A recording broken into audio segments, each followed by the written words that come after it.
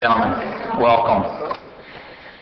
I'd like to call to order the City of Homestead City Council meeting January 19th, 2010 at 7 o'clock on the button. And we would like to have the invocation will be done by Pastor Bill Long from the South Dade Baptist Church. And the invocation, we give the Pledge of Allegiance will be given by Police Explorers and Councilman Elvis Maldonado. Will you help me out on that? Okay. Can we move forward with that? Ladies and gentlemen, this is a privilege that I have to be able to represent all of you here this evening in the presence of God to ask His blessing upon this meeting. Scriptures make it very clear that we have a mandate to do something like this. I exhort, therefore, that first of all, the prayers, intercessions, and giving of thanks be made for all men, kings, presidents, all that are in authority. And here's the purpose, that we may lead a quiet, peaceable life in godliness and honesty. So when we're here tonight, this little formal activity that we do has huge implications. It decides the peacefulness, the godliness, and the honesty of our council members and our citizens. You see, God is the center of both. The invocation is the part of the citizenry to call upon God to meet the councilmen where they are at. They, in turn, call upon God to give them wisdom as to what they are to do. It's a very special time. It's not one to be taken lightly. So in a moment, here, let's bow our heads and ask God that, Father, as this meeting takes place this evening, and there'll be many decisions that are going to be made and discussed that are going to affect the way we all live. None of us, Father, have omniscience.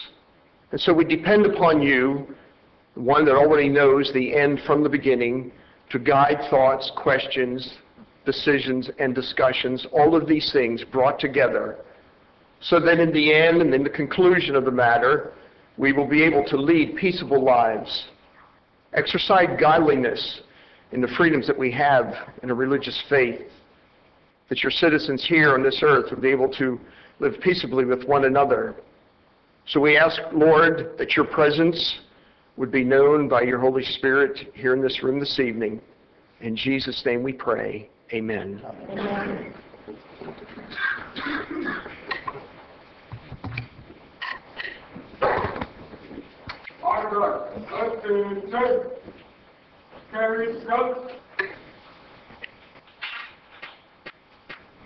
Forward, march.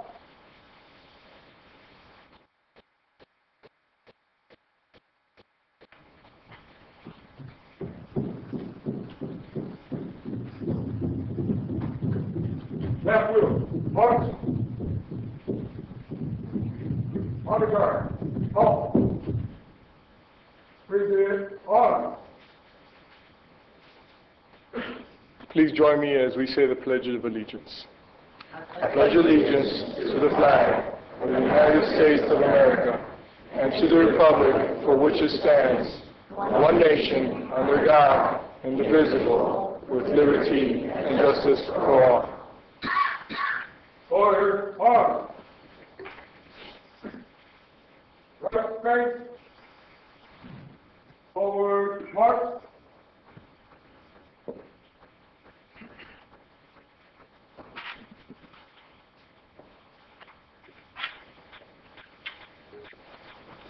Please be seated.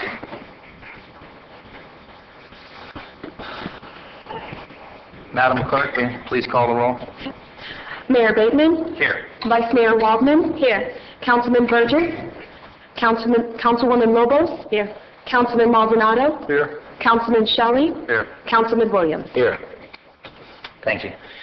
We're going to move to the public comment part of our agenda. Public comments will be held to 3 minutes per item. So please come forward now if you have a public comment.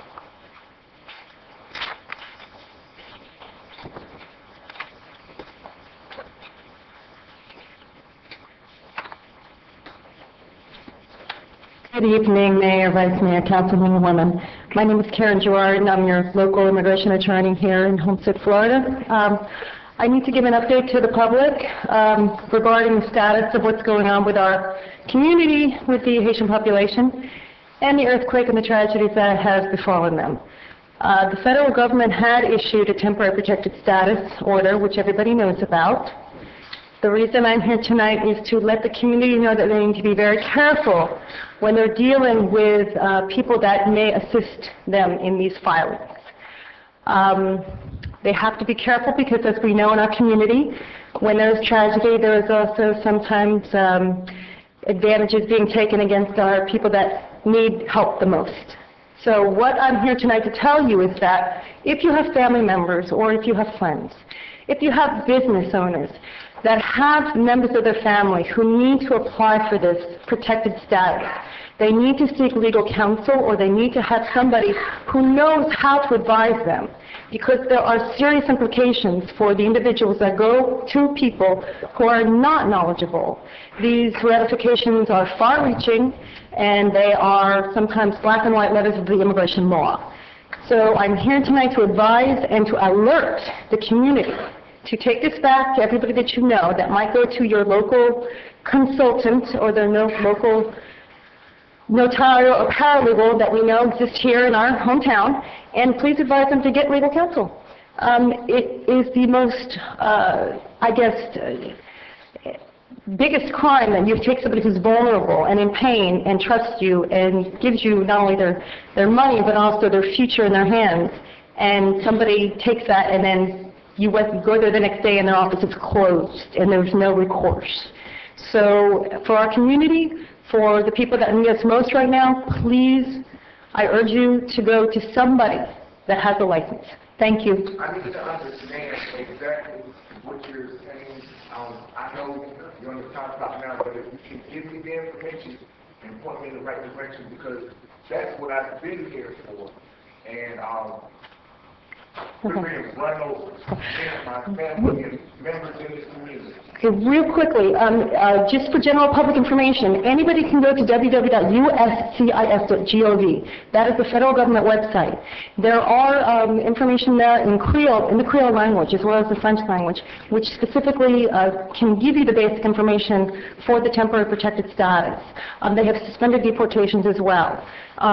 You can go to a private attorney. There are several of us in Homestead. I'm probably, the most involved in the community. I kind of get out and try to stop this because I have seen what it can do to families. So you can go to that website.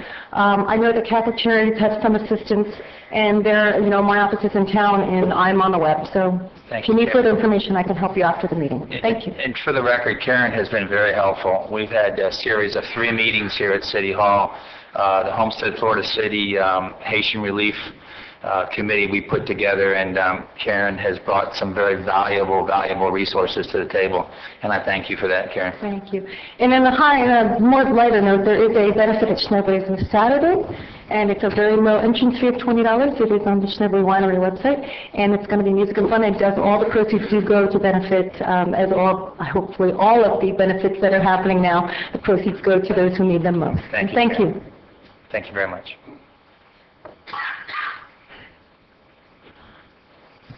Good evening. Thank you, Council and members of Homestead, for this opportunity to share our event venue with you. My name is Kim Sizemore. I'm representing Faith Fellowship School. We're a special needs school here in the Redlands. We're located on the corner of Redland Road and Biscayne. We are hosting a benefit for the school, a basketball expo, where the Homestead locals, including 2 of your own council, Mr. Elvis Maldonado and Mr. Steve Shelley, will be playing with us, as well as Mr. Antral Roll and Pete Johnson, just to name a few. We'll be playing against the Harlem Ambassadors. The event is February 21st. That's a Sunday evening at South Dade High School at 6 p.m. We're calling on the city for your support for sponsorship, for ticket sales, players. We're still looking for some players, and just your attendance in general. All the benefits for this event will go to special needs students at our school. So, Did I forget anything? We have information that will be at the door about the game, so you can look for it around town. There'll be posters, flyers, and we'll leave some here as well. Thank you. Thank you very much. Go ahead, John. Next. Hello, everyone. How you doing? Mayor Bateman and staff. Good evening. Welcome. Okay. My name is John. I'm virtually homeless. John. Okay. Name, address. My name is John Miller, and I am virtually homeless. Okay. I am a disabled veteran.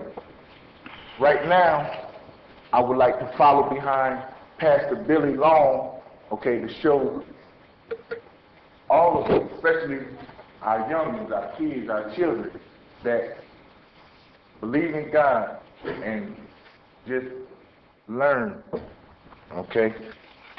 Our president, Barack Obama, has asked us all, he's asking us, are we forsaken? Okay, and the answer is no.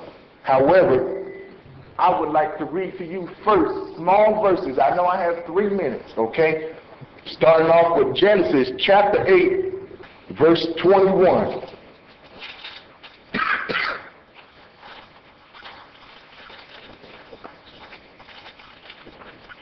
And y'all got to start reading your whole story, and then you can go to the verses also. Okay, here we go. And the Lord smelled a sweet savor, and the Lord said in his heart, I will not again curse the ground, excuse me, any more for man's sake. For imagination of man's heart is evil from his youth. Neither will I again smite any more everything living as I have done. Now, I looked up the word forsaken, okay, so that way I wasn't confused, because knowledge is the key, all right? And it's the key to life.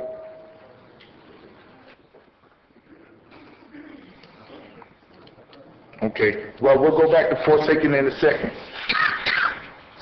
Now I'm going to read Proverbs. Proverbs chapter 1. Verses 2 and 5, 685.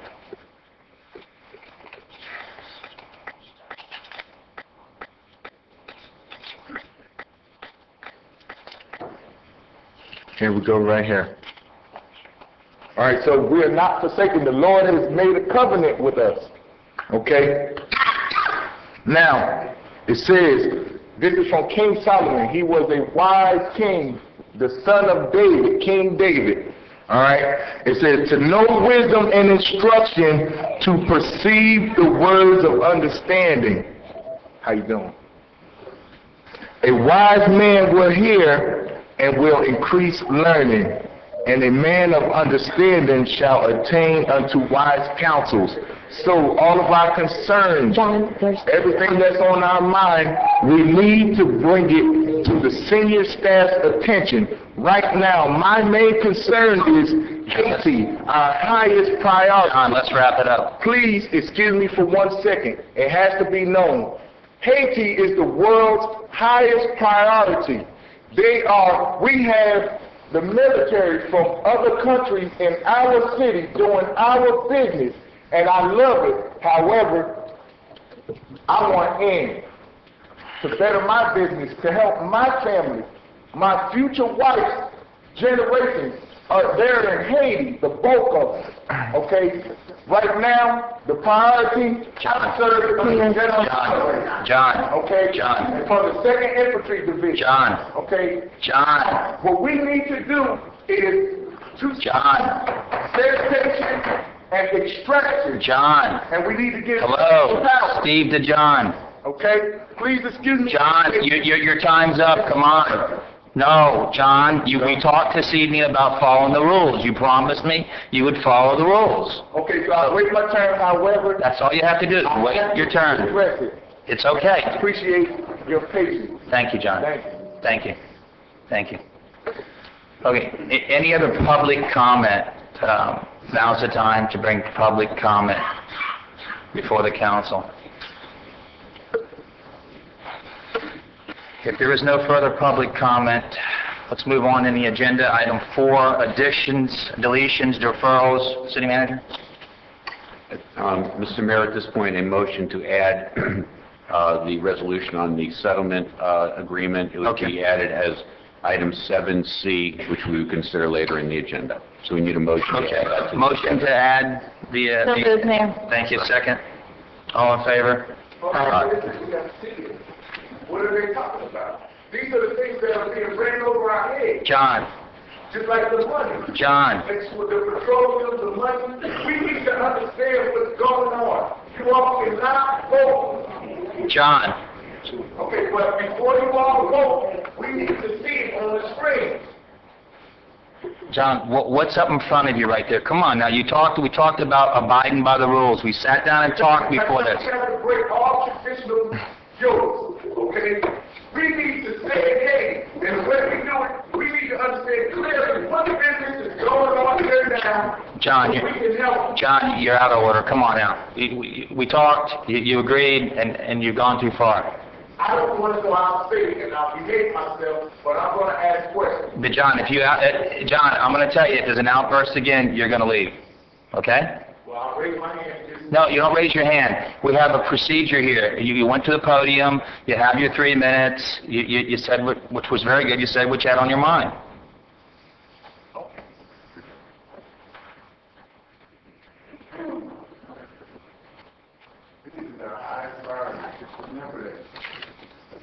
Take a second. We're set up in Haiti, and there's other everybody like this. Who's still on We need better change. was that the agenda? I think we We're on item 4, so. We need to vote on that item, on adding it to the agenda. We did. All in favor? Aye. No, we didn't. Yes, we did. Okay. All in favor? Aye. Nays? Ayes, carry. That'll be item 7C, Mr. Mayor. 7C. Let's deal with, Do it late. We'll do it in the after the other 7s. So let's move on to the special presentations at this time. okay. Special presentations you're going to do? I'll do mine.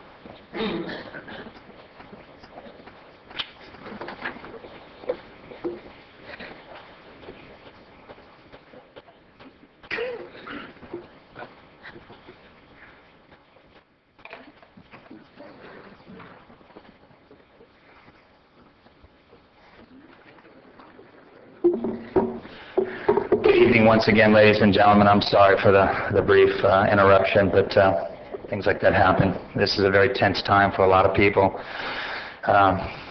here and in Haiti both. I'd like to ask Major Scott Kennedy to come forward, if he would, please. I know that's why we have a standing room only crowd today.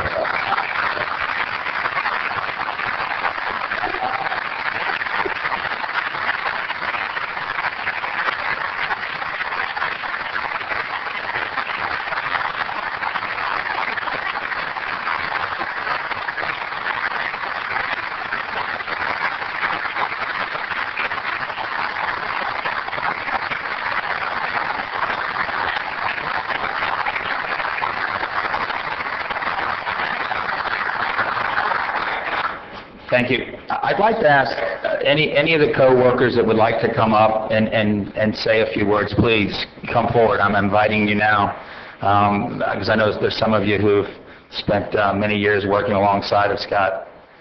So please come forward if you'd like to comment. I have a plaque that I'd like to give you, Scott.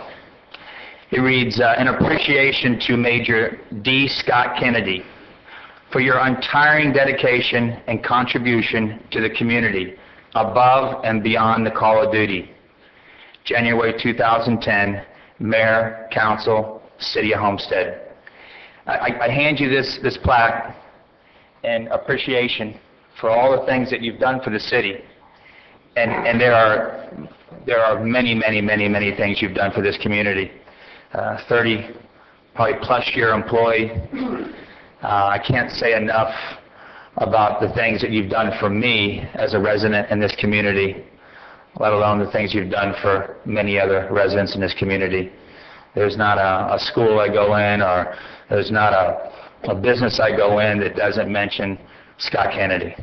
And I appreciate what you did as the mayor of this community. I appreciate what you did for this community, what you continue to do, because we have Scott as a consultant, and Scott will be helping us here in the future. It's not like he's totally gone. He's here with us because we need his expertise. And the manager was quick enough and sharp enough to retain Scott in a little different capacity. But Scott, would you like to say a few words? Chief, would you like to say something? Come on, put you on the spot, Chief. Chief, what do you think? God bless you. Thank you, Mayor Bateman. It's kind of hard. I really didn't want to come up here because it's kind of emotional for me. Me and Major Kennedy walked in here in 1979, and it's a long time ago. And to see him leaving tonight, you know, it's really very emotional, like I said earlier, because we put a lot of time in together, not as senior management, but as patrolman, detective, sergeant, you know, captains, the whole works. In all honesty, he has been my right hand since 1998 when I became the police chief. He's done everything that I've asked of him and more. And along with he and some more of my staff members, and I'm talking about Major Kennedy tonight, we were able to take this city into another journey. What I mean by that is that we were able to address all the needs of the citizens of the Homestead, all the safety needs, security needs. And to see him leave tonight, you know, it's really, well, I could say that I'm going to miss him. I'm quite sure the city of Homestead is going to miss him for all the work he's done. The people in the Homestead love him. He's done a tremendous job with the city and the safety of the city and the Homestead. So with just saying that, I just want him to know that I appreciate everything that he did for me as the police chief here. And he's truly going to be missed, but I hope that anytime you all need him as well as myself, we can all reach out to him, and I'm quite sure he will be available for us. So again, Major Kennedy, thanks again. From the bottom of my heart, I really appreciate everything you did for not only me, but for the city of Homestead. Thanks so much.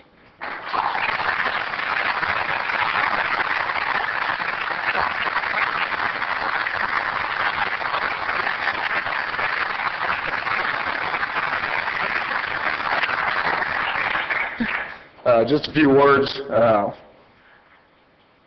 refer to you tonight as Scott, if you don't mind. Scott and I go back so many years. We started working together in 1977 at Day Correctional Institution, and it seems like he and I are just destined to be each other's side, I think, sometimes. But it's emotional for me, too, because it's tough to see you go, Scott. We worked together down at the prison for 2.5, 3 years together, and both wound up by some strange means going to Georgia as police officers in different cities, but same state. Wound up coming back to the city, our hometown, and working here together since 1981. And you know, Scott, you've been a great friend, great mentor. I don't know how we're going to fill your shoes. It's going to be very tough. But to the citizens, y'all are going to be missing a great man. He was there for everybody. You know, I like to refer to him sometimes as Superman because I don't know how he stays awake. Yeah, hours that he stays awake and does the things that he does and feels the problems that he's feeling. But he's done a tremendous job, and I'll try to keep it in the 3 minutes, Mayor. I appreciate your time. But truly, just to keep it short, he's going to be missed as a personal friend and as a coworker as well. So, Scott, thanks.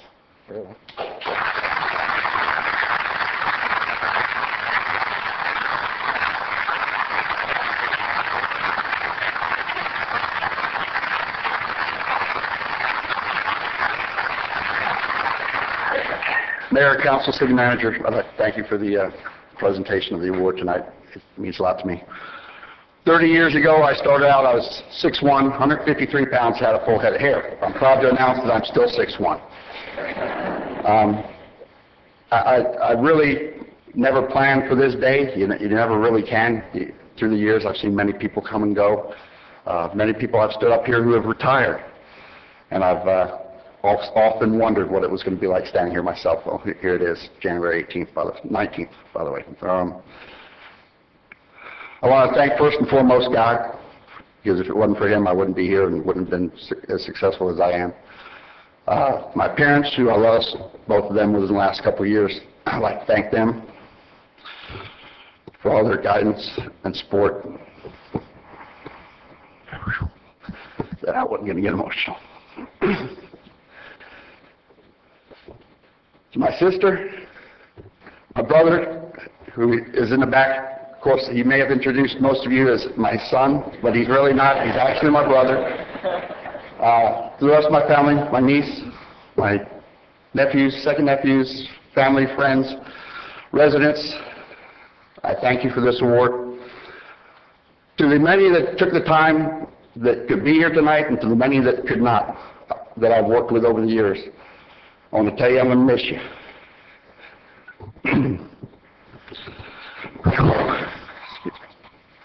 Stop the timer a second. It's been a great ride. We've laughed together. We've cried together. We've accomplished quite a bit in 30 years. I love you guys. I'm going to miss you guys. Stop the clock again. Oh, man. Said I wasn't going to do this.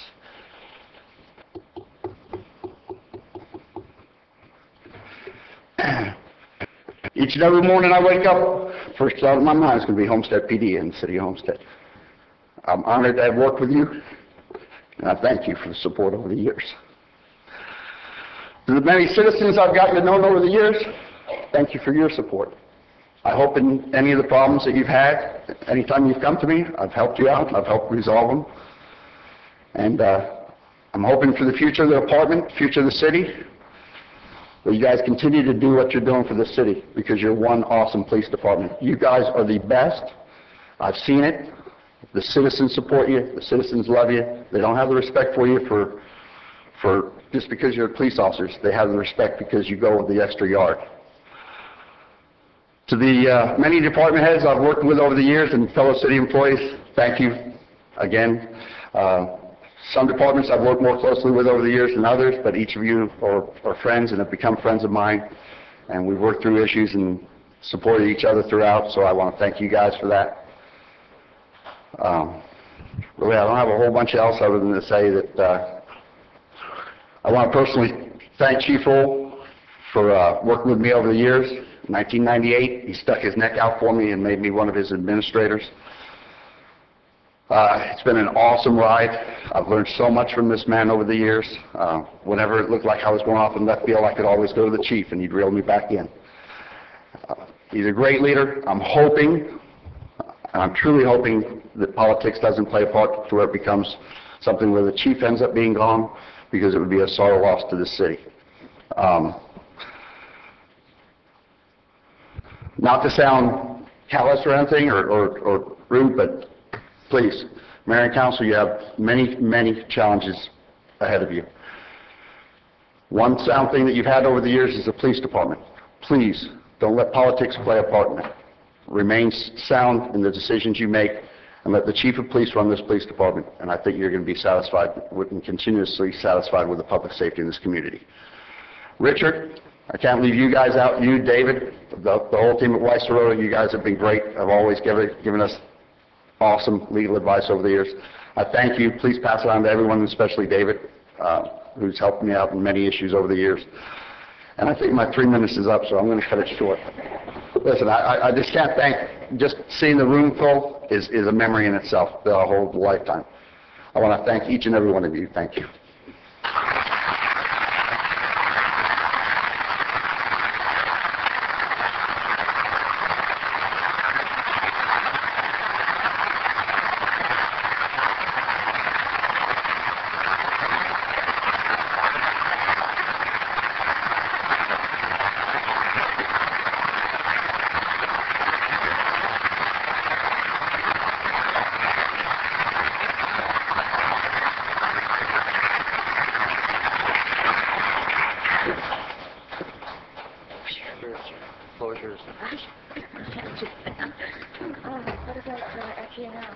Okay.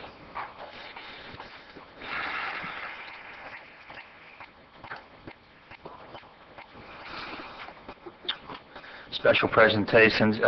Let's move to item B, Turkey Point expansion update. Ramon, are you here?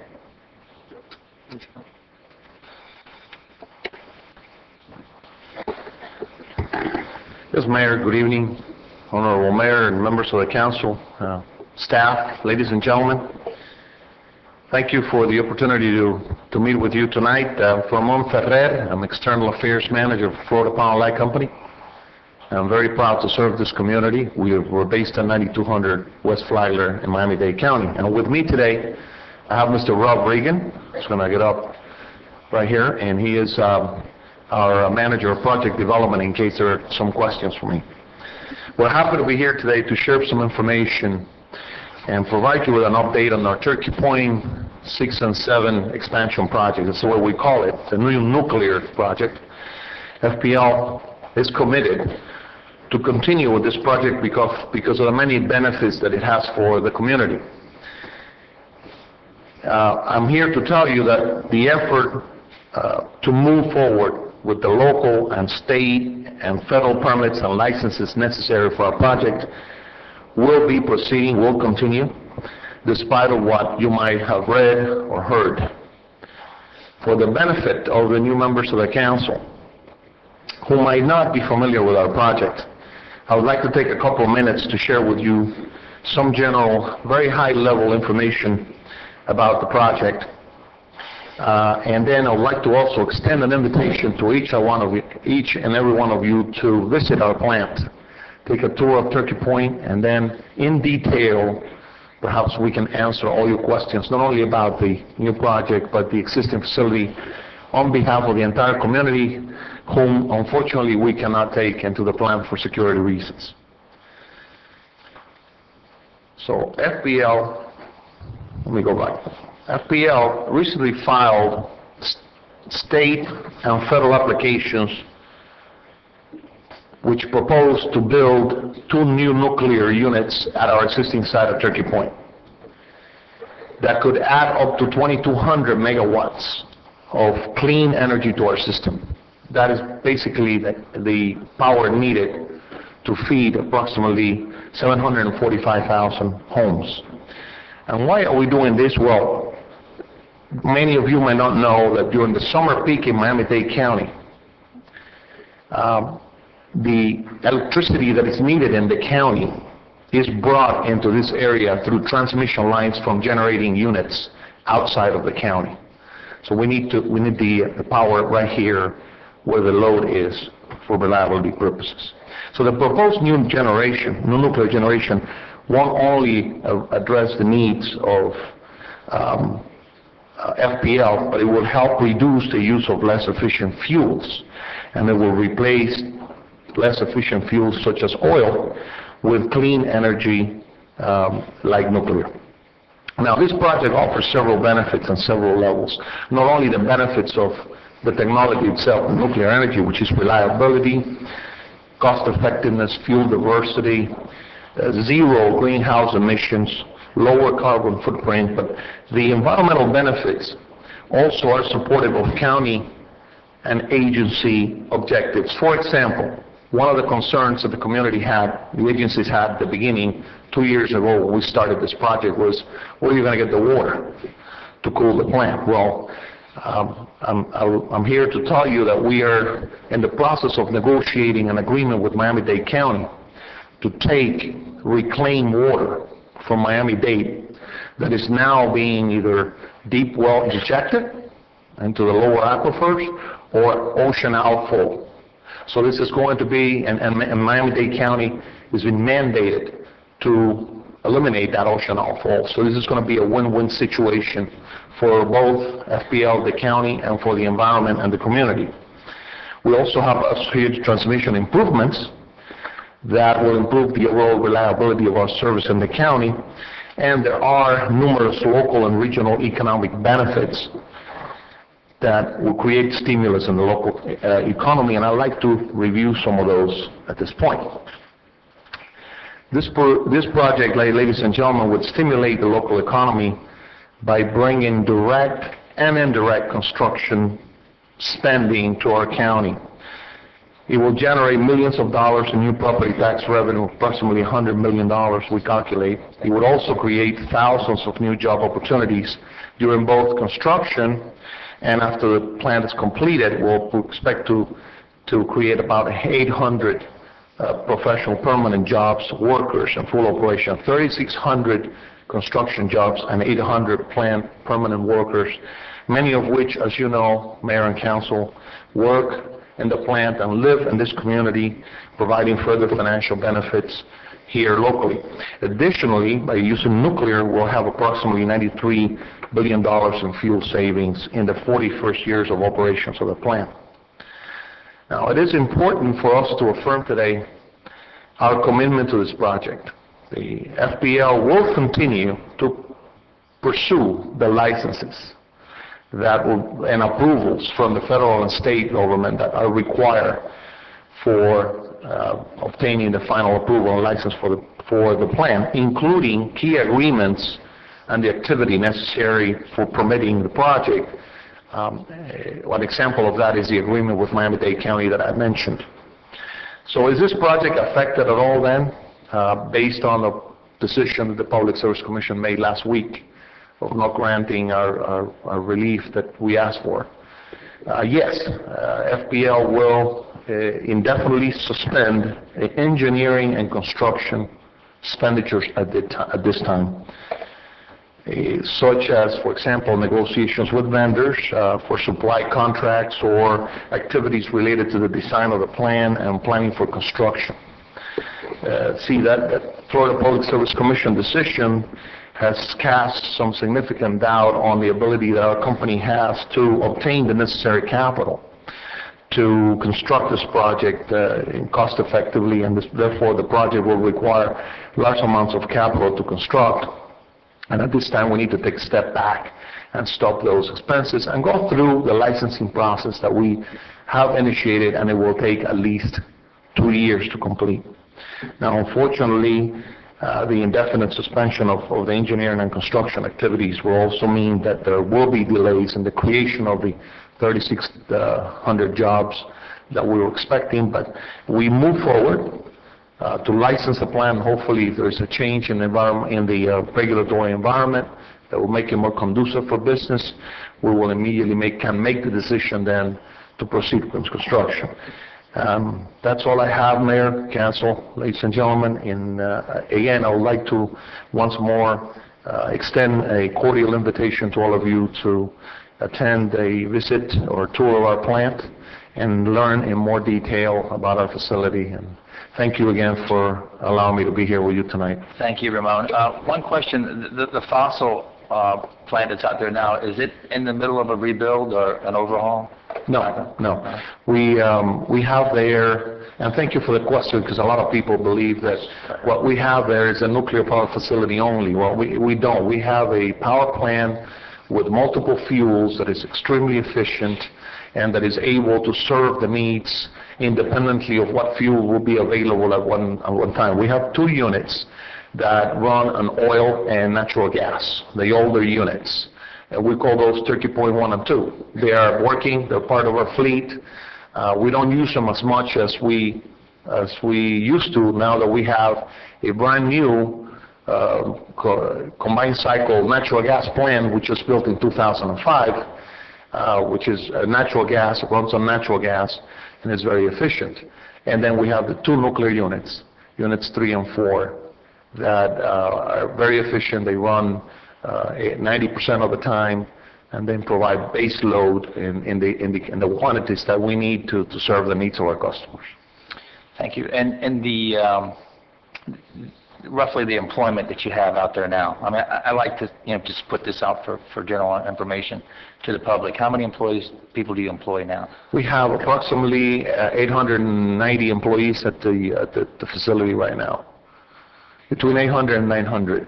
And that does not count contractors that we and temporary workers that we employ every 14 months when we refuel our plant, that come here for about a month and a half, and contribute to the economy of our area. No, it's a big economic engine for our community. That's why I point that out. Each nuke, when it when your paperwork is done, for lack of better words, you're talking roughly 4,000 people per nuke to build it? Yeah, approximately 3,600 to 4,000 at peak. At peak. Yes. And And it's a period of 5 to 7 years. Right. That's going to be happening up and down. I just wanted to put that out for the general public. You're on TV right now, so... And I also, Mayor, I'll take the opportunity at this time to thank the city, mayor and council, for their support that we've always received from you. That's been essential for us to get the initial permits from the county and the PSC to move forward, and we appreciate that very much. If there's anything else we can do for you, please don't hesitate to ask, because it's a very vital point economically for our community. I mean, those jobs are pretty substantial paying jobs, and the community needs it. Thank you, sir. Thank you, sir. Thank you. Okay, next item, presentation by Vice Mayor Wallman.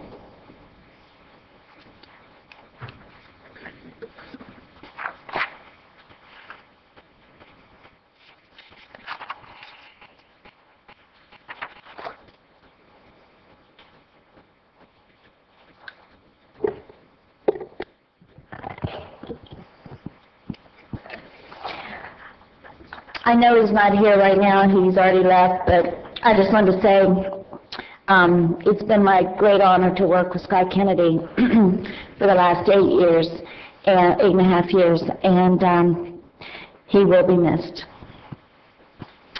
So, on that note, and I got a little emotional, and he was a little emotional, and then he gets to leave, and I'm still having to follow through, so bear with me. It's my great honor and great privilege to invite Ms. Ruth Campbell and Ms. Eliza Perry, and may I correct myself, Councilwoman Ruth Campbell and Councilwoman Eliza Perry, to come forward.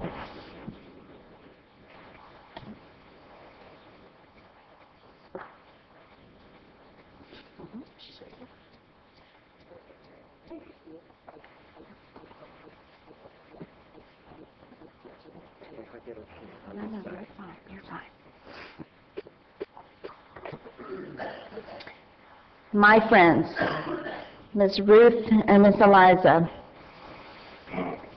I'll start with Ruth. Ruth served on the Homestead City Council for 24 years. Hello, my darling. Looking good.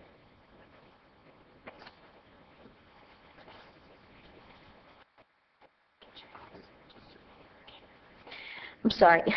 Ruth served on the Homestead City Council for 24 years, from 1973 to 1997. There were a few years in between there. She served Homestead at the Old Town Hall Museum for 6 years, and she is currently serving as the chairwoman of the Dade County Historic Board. Still at the museum? Yes, yes, she is. And I'm going to let you talk about that, too. And I don't know where this came from, but I found it on my dice. Did you bring this today? This is so funny. I mean, this is wonderful. Ruth... that was a badge? Yes. At the National League of Cities. You come up here and tell it. All right, and a badge that tells you where you're supposed to be going and where you're attending. And I had this as we were a direct member, and we still are a direct member city. I was a member of the Fair Committee, the Finance, Administration, Intergovernmental Relations Committee. It's the hardest one to get on, and somebody just about has to give up for there to be a vacancy. And I also served on the Small City Council. That's with the National League of Cities. So I think you should wear this myself, but she brought this to show me today. And Miss Perry, I just love this woman so much. She has done so much for our city. She served on the Homestead City Council for 10 years, from 1989 to 2001, and I was one of her biggest supporters. My mother as well. She's a Homestead Business and Professional Woman of the Year of 1987. And she is a nurse. She is a trained nurse. She was in the daily involvement in Hurricane Andrew rebuilding our city as an elected official. And just recently, we were somewhere, and I happened to have on my city shirt, and Eliza said to me, you know, this sure would be nice if we had a shirt to wear. And I said, you got it. So I'll just hold up Ruth's here. This is Ruth Campbell, says City of Homestead, retired councilwoman, and it gives her dates of service. And Eliza, I have one for you as well, and I hope you wear it proudly. Yes. And I'll give you an opportunity to say a few words if you'd like. I'm very grateful to be here, to see all of you, to hear Scott again. This is a wonderful city. It may be small, but it is so energetic. Thank you for remembering me. Thank you.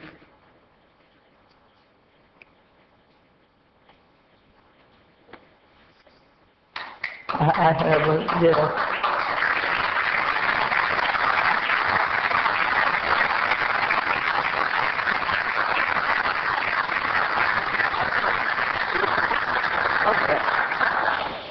She asked would I like to say a few words. I'd like to invite all of you, especially next Friday night when we have the big deal downtown with the rodeo. The museum will be open. Come on and see the exhibit and other things. And I'm going to look for all of you. Thanks. You know,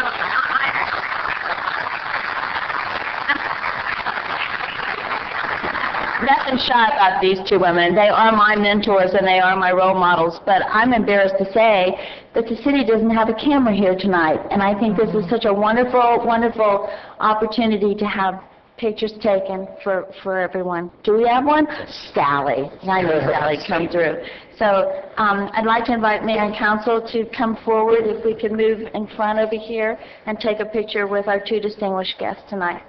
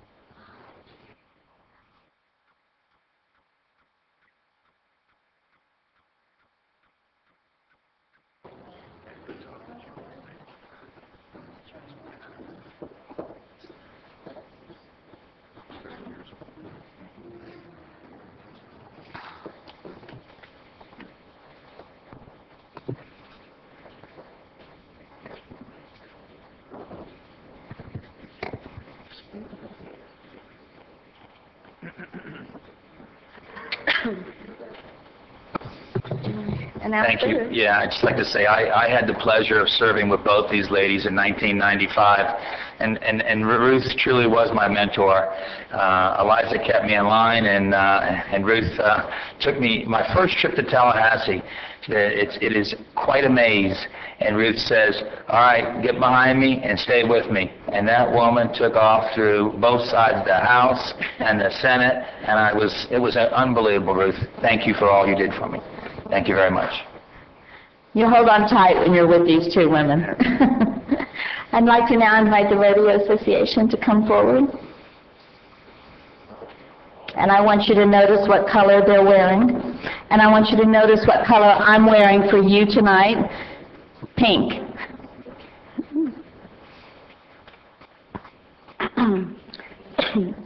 Are you tough enough to wear pink?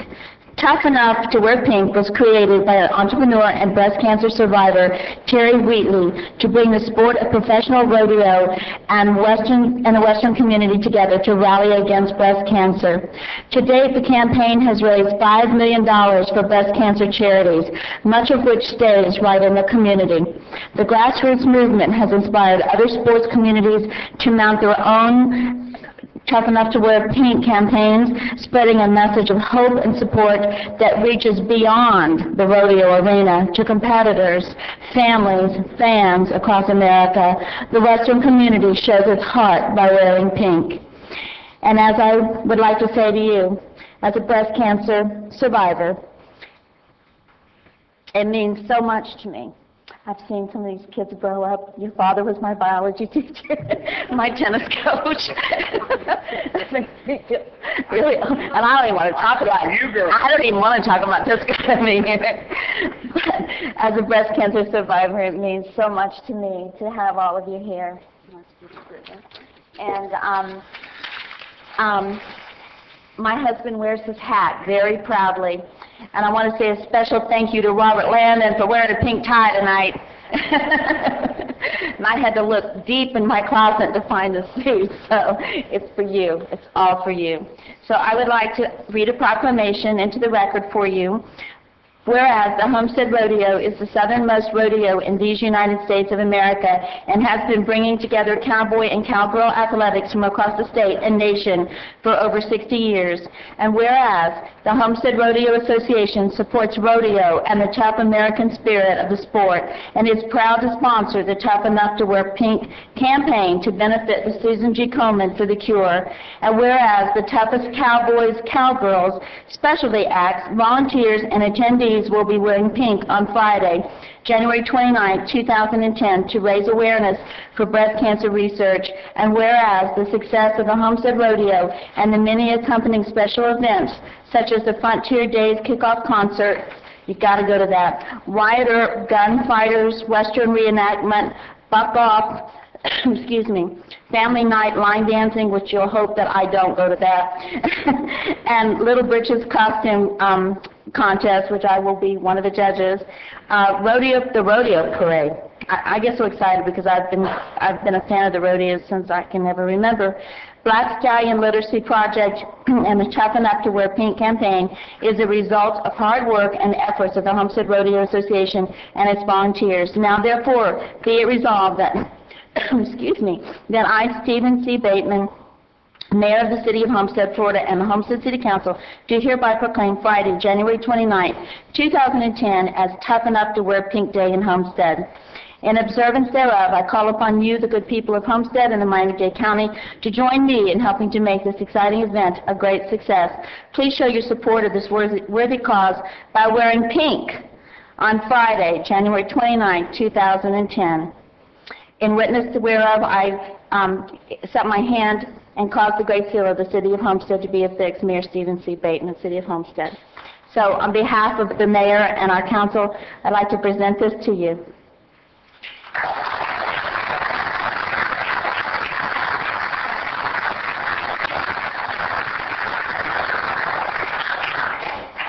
Thank you, Mayor Bateman and the Council and City of Homestead for coming out and supporting our Tough Enough to Wear Pink Day. Thank you.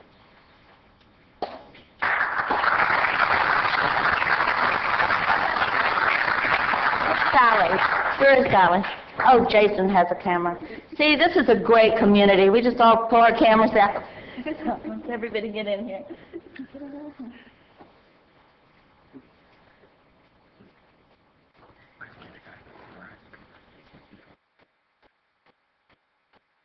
Thank you, Jason. Thank you. And thank all of you. Harry, you want to say something? You get up here and say something. You've been around here so long. No, why don't you say something about it? No. All right. I've been around too long. I've never seen him not want to say anything. Well, I was born and raised here, and I moved away a couple of years ago, and I miss it. And I'll always come back for the rodeo. Well, come on back. Homestead will always be my home. Thank you. Judy, if you don't mind, if we could move to tab 20 now and go ahead and approve the Rodeo Association. Oh, perfect. If no one has an objection to that. Can I stay here? Just lost my counsel. Oh, that's one. Yes. It's tab 20. It's rodeo event and parade request. I'd entertain a motion to move that forward. I'll second it. Second, okay. Staff report, staff report. Mr. Mayor, this is just a routine application for the parade, closure of the streets and the parade. Okay. For formality, any comments from the public? Okay. All in favor? Aye. Nays? Motion carries. Okay, Judy, you got the floor again. Okay, do we vote? Oh, I didn't vote, but anyway, aye. All right, thank you, guys. Thank you very much. Thank Come to you. the rodeo. We'll be there. We'll be there. And the parade. And all the other functions in between.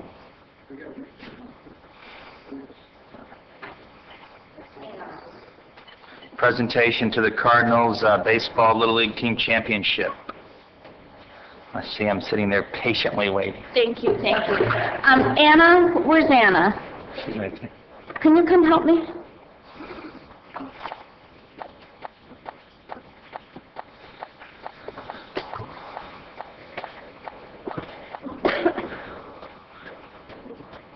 And there's my Mr. Buster.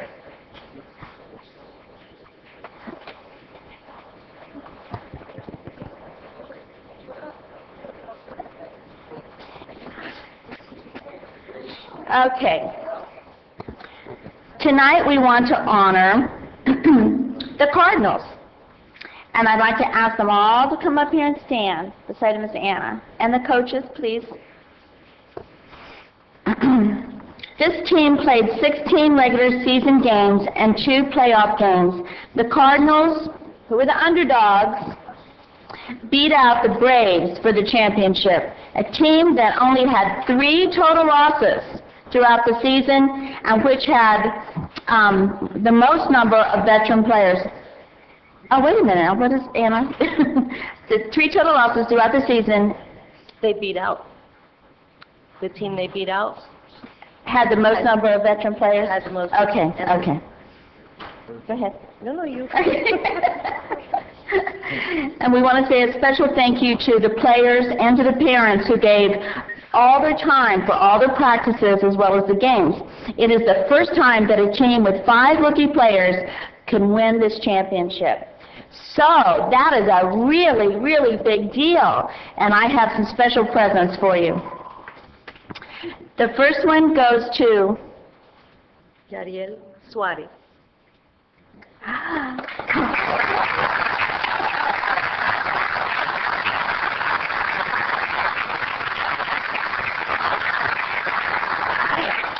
And the next one goes to Romario Reinaldo.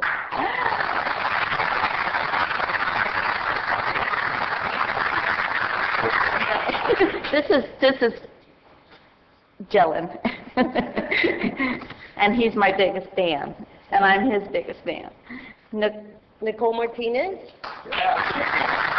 Carrot for the crowd.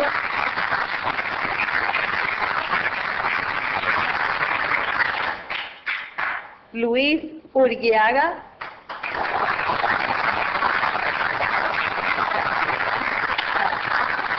Thank you. Kenneth Cruz. I don't believe Kenneth is here with us today. Yeah. Isaiah Orellana.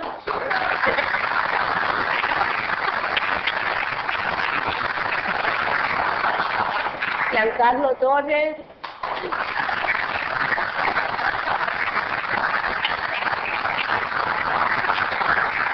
Felix Quiñones.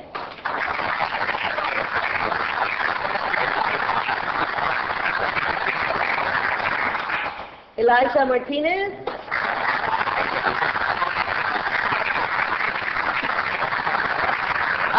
Here he is. Dylan San Roman.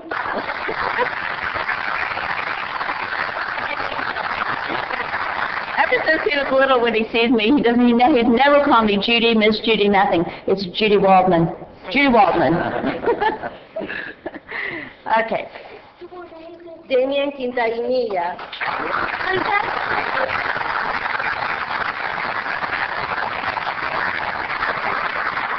And this is a special certificate of appreciation. Congratulations goes to Coach Willie Oriana. Oh, I'm winning the 2009 Fall Championship Adams Division JV Red Park. The City of Homestead recognizes your team and your outstanding achievement. So congrats. And we'll be sure to get the assistant coaches applause as well, right? Okay, so we'll make sure that the assistant coaches receive one as well, please. I'll keep it short. I want to thank all the parents. I want to thank Debbie and Louis Zabahal, who run the show over there at JD Red Park. They do a very, very good job. Very extremely competitive league. And I'd especially like to thank the parents for coming and bringing the kids every day to practice and not just come and dropping them off and, hey, coach, I'll be back in an hour. They sit there, they stay there, they watch everything that's going on. And if it ain't for that and the parents showing up and dedicating themselves as much as us and the coaches, my assistant coach Felix and my assistant coach Freddie, if it weren't for that, we wouldn't be here and accepting this award. So I thank you very much, city, and thanks for the little kids working hard and the dedication, and thanks for the city for recognizing that. Thank you very much.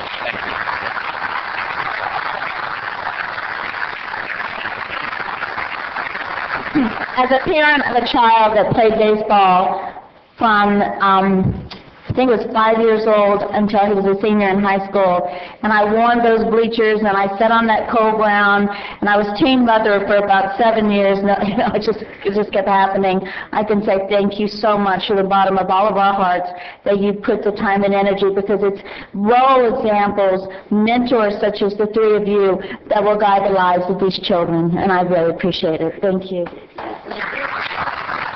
They do it for free, Anna said. So if we could get a group shot. Hey, sir.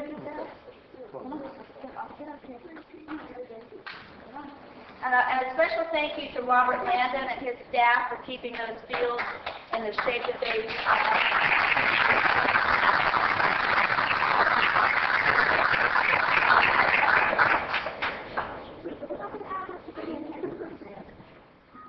Smile. You can shout it 1, 2. No, do it again. Do it. 1, 2, 3. Good one. Thank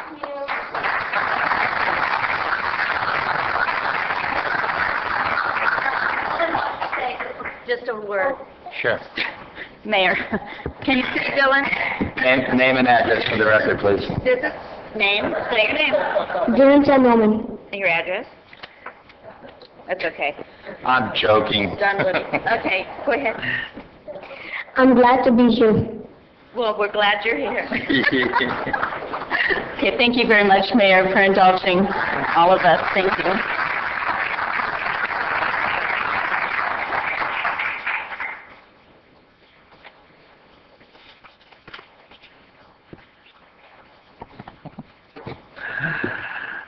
Thank you very much to the coaches and to the moms and dads that work so hard to get them out there to practice and to accomplish what you've accomplished.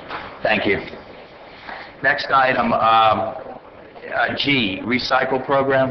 Who's? Okay. Julio, there we are. Thank you, Mayor and Council.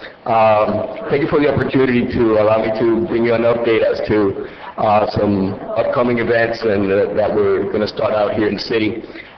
Basically, I'm going to start first with the recycling program. This is a program that the city has been planning for some time now. Basically, the idea is to, right now, at this present time, the city... Let's just give them 1 second. Let them clear.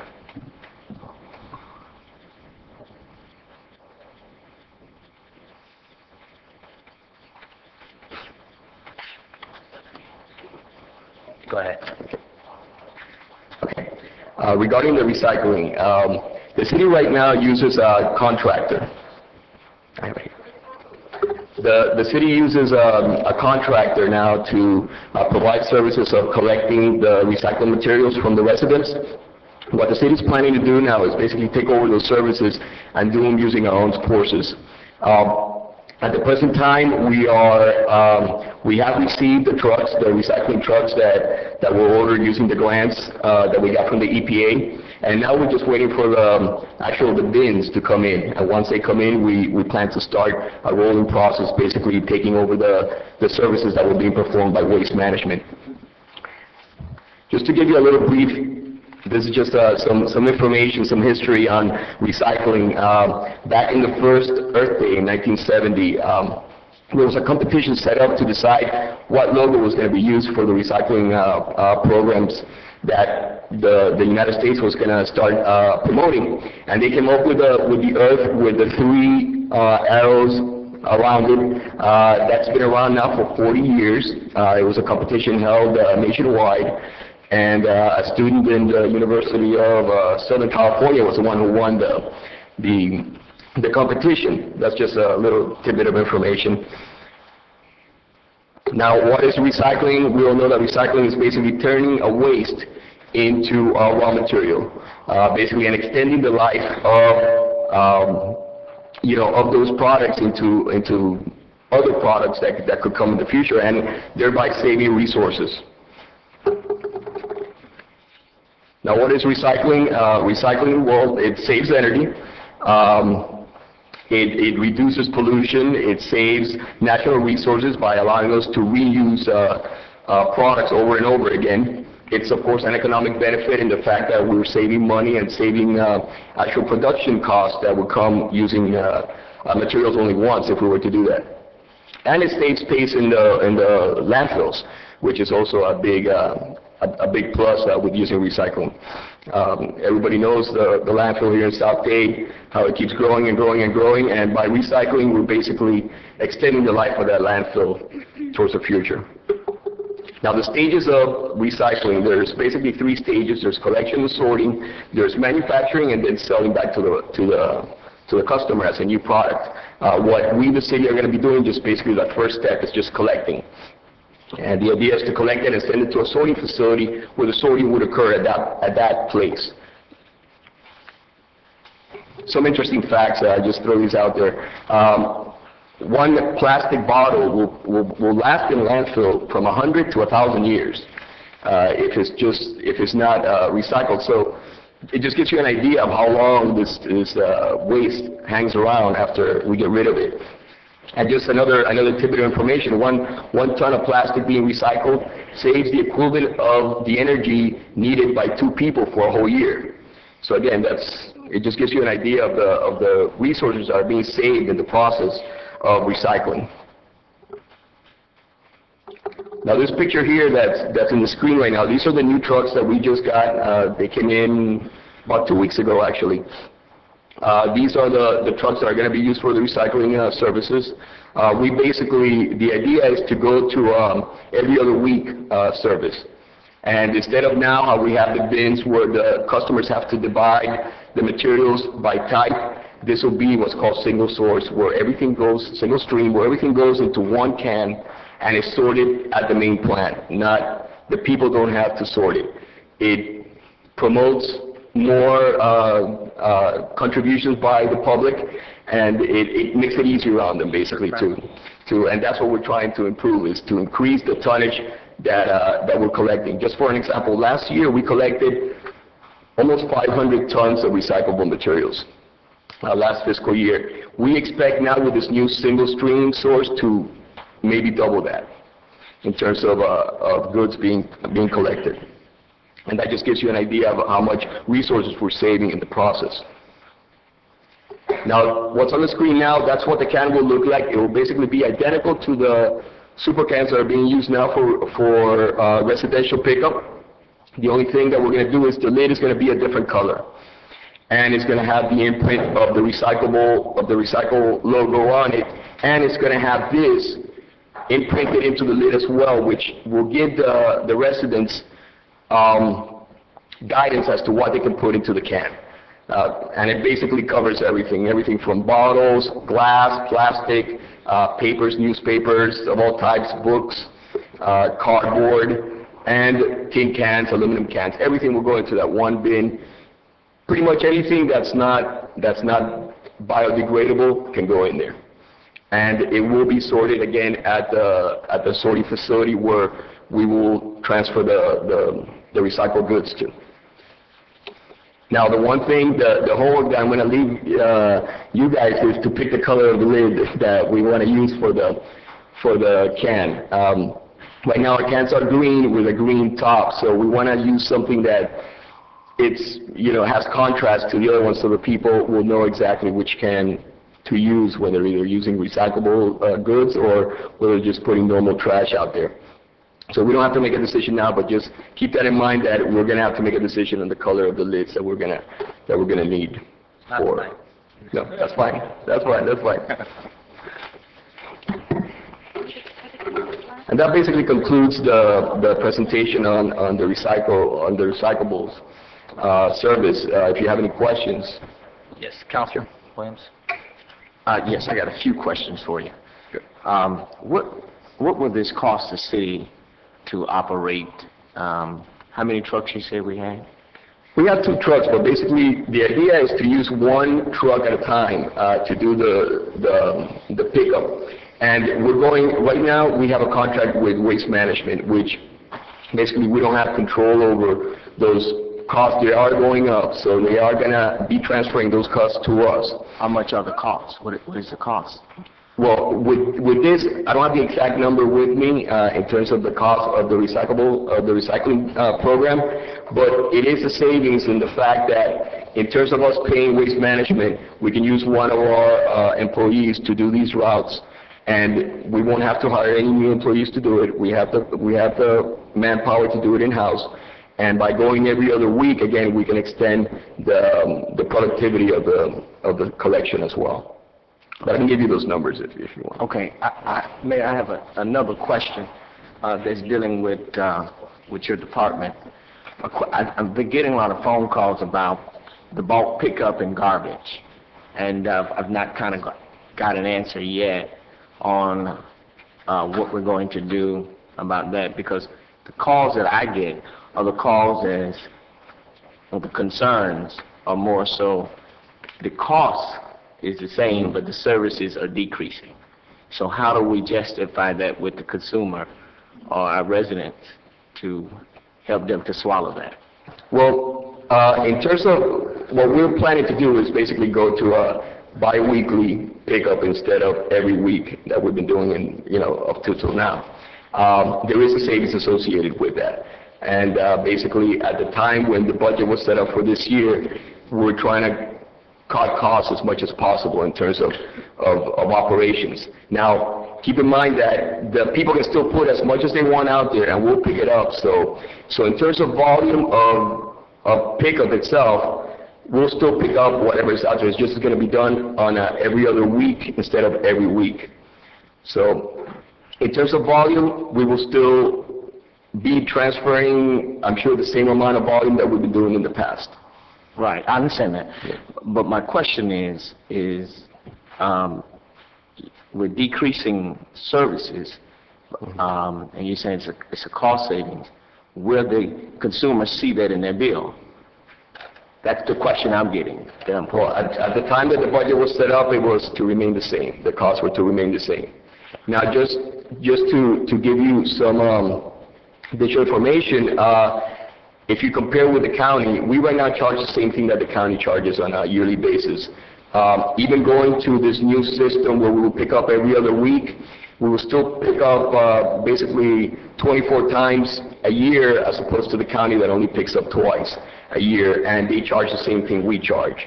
And we have to pay the same tipping fees that actually we pay more in terms of tipping fees than county trucks have to pay for their own departments. So when you compare it to what the industry is doing, we're still way below cost-wise if you compare it to the county. Okay. You didn't answer, but okay. It is a savings to the city. It is. So, if I may, Mr. Mayor. Are you through, Mr. Williams? No, but go ahead. No. If I may, maybe I can expand a little more. There will be, budgetarily speaking, from the budget standpoint, there will be a cost reduction in the budget. Now, the intention of the budget, as it was approved, was to reduce operational costs by going on from the weekly pickup to a bi-weekly, a once-a-month pickup. The cost will still be reduced because instead of going on a monthly basis, we're going on a bi-weekly basis. So you still experienced half of the cost reduction that we had anticipated. So to that degree, on the budget, we're still going to experience a cost reduction. Now, the cost to the customer, for, you know, on a unit basis, if you will, it will remain, you know, the same. Correct? Correct. Okay, that's what my concern. Yeah. That's what my concern is. That's why I'm raising the issue. Williams is saying if you're cutting the service, You're cutting services, and then you're saying my price of less pickup. Forget about the term. We're going to less services, and then you're remaining the same in price. It just does not make logical sense to a consumer who pays, who looks at their bill. And all I'm asking is that it's hard for persons who are still on fixed incomes to pay the same amount of money every month for less services. And it is a deduction from the city, but it seems as if the city, for lack of a better term, is gouging the people. And so they are, at some point, they're concerned about it. And so I think it has to be addressed in some form or fashion in saying that we're going to pick up the same amount of garbage, but for, you know, twice a month, and we're paying for same thing for 4 times a month, regardless what the cost is versus the county. The county is not picking up our garbage.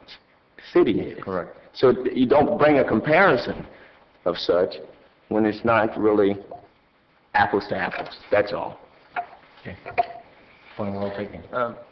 Well, I think, I see the overall tonnage will be the same, because if I don't put it out every week, and I put it out every 2 weeks, I'm still going to put the same amount out. I'm just going to hold the other part in my backyard for a while. We still have to drive the same route regardless. Exactly. You do have a savings, and the savings is fuel and 2 trips a month. Yeah. And it's a service fee we're charging, not a tax. So I see where he's coming from. We are charging a fee. A fee for 4 trips, you're going to pay this much money. And now we're doing 2 trips. Tonnage is the same, and I know garbage is expensive. I know trash is very expensive to dump. So I would take a hard look at it and see where our savings is at. Just report back to us if you would. We'll take a look at it. Thank you. Absolutely, no problems. Are you also in the trolleys, okay? Yes. Now I'm going to go into the trolley. Again, just a little history. The city has been for some time looking into providing a trolley type or a bus circulator type system within the city to basically service the needs of the residents and be a complement to what the county is providing in our area. The best way to do that is to take control of routes within our city that we know that people need to get from point A to point B. And so with that, let me go to the next one here. First, let me just go quickly into the funding that we have for the trolleys.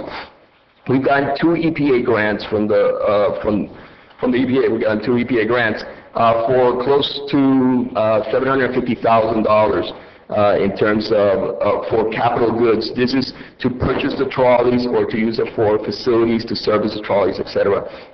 What we're planning on doing is basically using these funds to purchase 2 trolleys basically to start the system, and based on the studies that were done when we did the transportation and transit master plan, start testing some routes within the city to see which routes are more needed by the residents. We also got this last year some stimulus funding of $270,000. Those stimulus funds will be used for bus shelters and again also for operations of these of this trolley system. Now you may ask why we got the money so long ago and we haven't used it yet.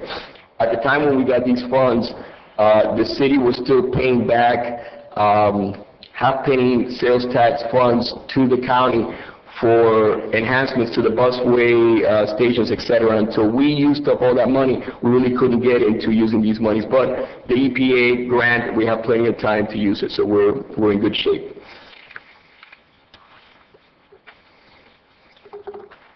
This map is a little hard to read, but in essence what it shows is, the red is the city boundaries, and what it shows is the county routes, and in light blue is the routes that the city was contemplating on adding with their trolley system.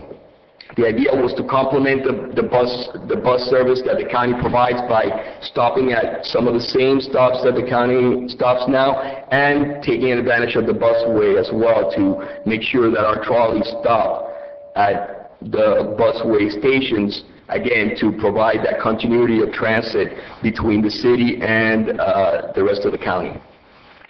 During race events throughout the year, I think we need to extend that blue line. Oh, no, absolutely. These are going to change. You know, these are like first steps. And regarding the special events, since we're going to own the buses and we're going to run them the way we want to, we can decide for special events how we want to use them for, you know, off-site parking, et cetera, and shuttle people back and forth to the race events or whatever other event comes to the city. So definitely that's one of the things that we looked at, and the idea is to use them for those purposes. Point that out to the public, because it doesn't show it. It does not show it here. You're correct. Now, I've pretty much gone over a lot of these functions and benefits already, but it's to promote and encourage the use of public transportation. The easier we make it to the public, the more stops we provide, the more services we provide to them, the more apt they'll be to use it. So that's what we want to do. We want to extend the services that the county provides, again, because the county is looking for, you know, for their interest in mind. We want to make sure that we provide for the city residents what they need in terms of local transportation, which may be shorter than what the county is contemplating. Provide connectivity to the busway. We're looking at 4 routes for now. That could change based, again, on ridership and demand for particular routes. And it will definitely benefit the businesses along the busway. The idea is to, again, increase that connectivity with the rest of the county. The idea, people can get on the trolley, go to the busway, hop on the busway, and go to downtown Miami if they so desired. So that's the benefits behind this project. Do you have any questions? Questions, council? Questions from the public? Sure. They'll state the name. Sure, go ahead. Well, I got a quick question before you leave, Mayor. We know who you are, but, you know, make sure that the public knows who you are. Yvonne Knowles, Homestead Main Street. I was just questioning what the fee would be for the public to ride on this trolley. Well, the idea is for it to be subsidized by the half-penny sales tax. You know, that's how most cities are doing it now. Again, once we start, we'll see what the operation expenses are and take a look at it, but the idea is to keep it complimentary. Okay. Mr. Marlin. Yes, I just had a question in reference to, you had mentioned the busways that has benches that were, I guess, already put into place. Is there going to be an increase? I guess I'm putting this out there because I've actually been driving through the city lately, and as I see the bus routes, I've seen a lot of our residents kind of just sitting on the floor. So since you kind of touched a point on benches and stuff like that, you know, is there any update that you have in reference to that, or is that something that you're going to be adding to? No, absolutely. We're working on that as well. I didn't include that in these slides, but we're working with a contractor right now in terms of getting a proposal for bus shelter installation, and again, the idea is for them to service them, clean them up, you know, similar to what other cities are doing. And the idea is to use some of the stimulus funding for that as well. Thank you. Councilman Shelley. What's the time frame? What are we looking at as far as from today versus when we're planning on starting to purchase these trolleys and move this thing forward? Good question. Right now, we're in the exploratory phase with contractors that would run the buses. The idea is to, once we come into contact with them, which I don't expect to take longer than the end of March, beginning of April, is to use lease buses while the ones that we purchase are being manufactured. Once those come in, then we'll just switch out and continue with the ones that are ours. Thank you. So we're going to go from outsourcing it to actually hiring an employee to drive ours? No, we'll stay outsourcing. The idea is we'll own the buses, but the contract will be for whatever, contractor we select to service and operate Our buses. Exactly, our buses. Try to clarify. Thank you. Other questions from council? Yeah. Yes, sir. Just thank you. I guess you will bring back another report. Well, what will be the liability of such? If we're owning the buses and we're not using our personnel, then what liability does that place the city? Well, just looking at what other cities have done, they've gone to this type of arrangement as well. And the idea is that you place all that burden on the contractor that's running your operations. They have to provide ample insurance, liability insurance, etc., to cover this type of operations. And there is a set precedent for that. So then, in order to defray the cost, you're saying that the half penny tax will do that. That's the idea, is to use.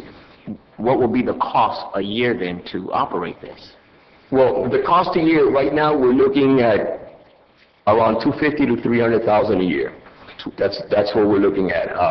From the half penny sales tax, we get approximately $1 million a year, of which we're mandated we have to use a minimum of 25% of that for transit operations. So, we're basically going to try to stay using that amount. If we have to go over, we can. We can use up to 100% of our PTP funds for transit purpose if we chose to. But the idea is to try to stay with the breakdown the way the ordinance calls for it.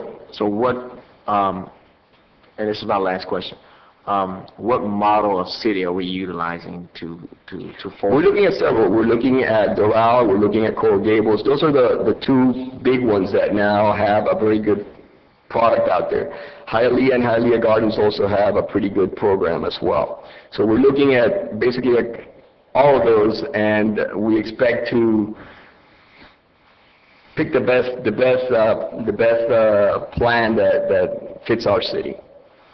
Thank you.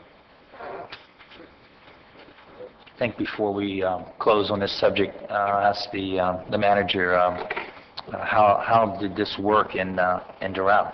It was a success, a complete success. We initiated the project with one trolley. It was we took a practice ride, and the reception was exceptional.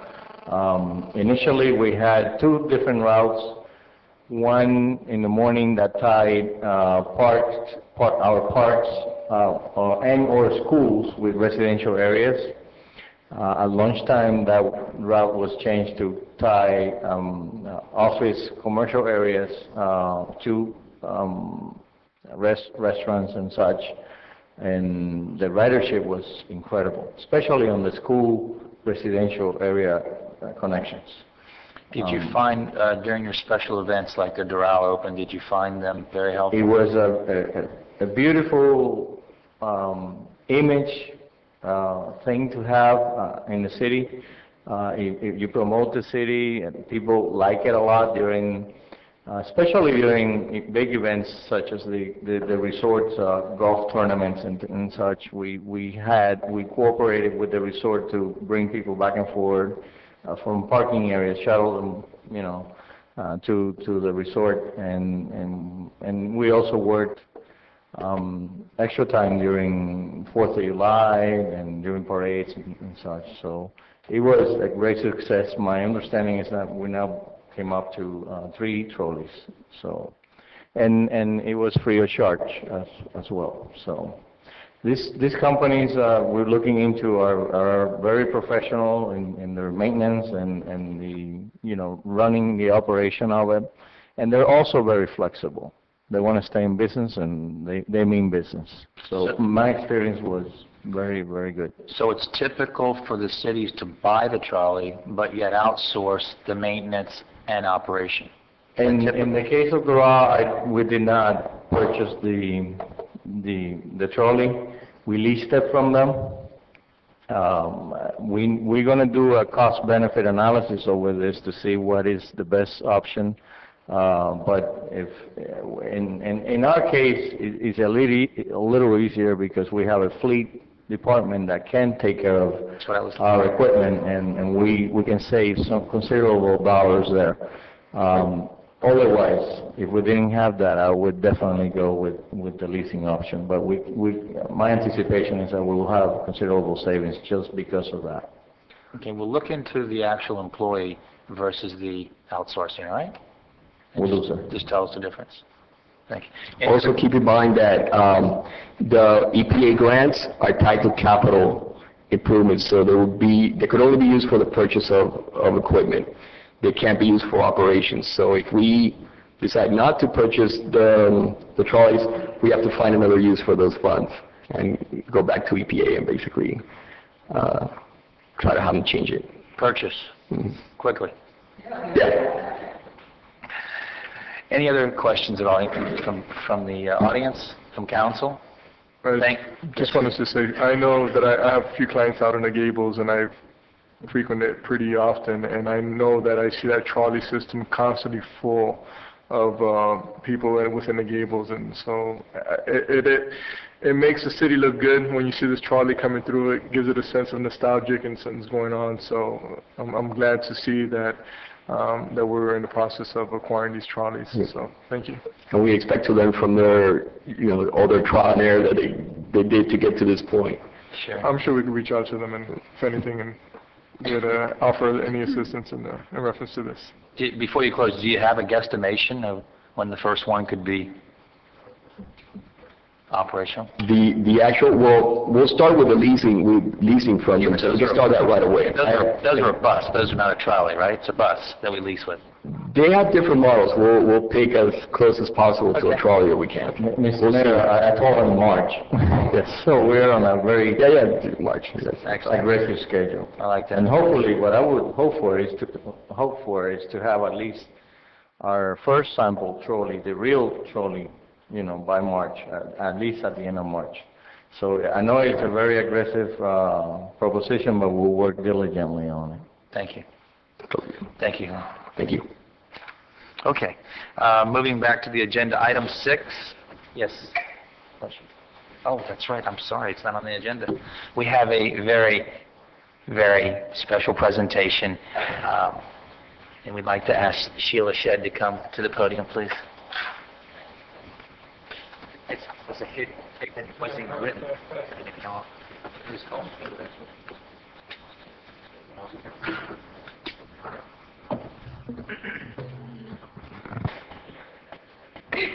I'm gonna go first. I don't have mine either, but I can hold it far away.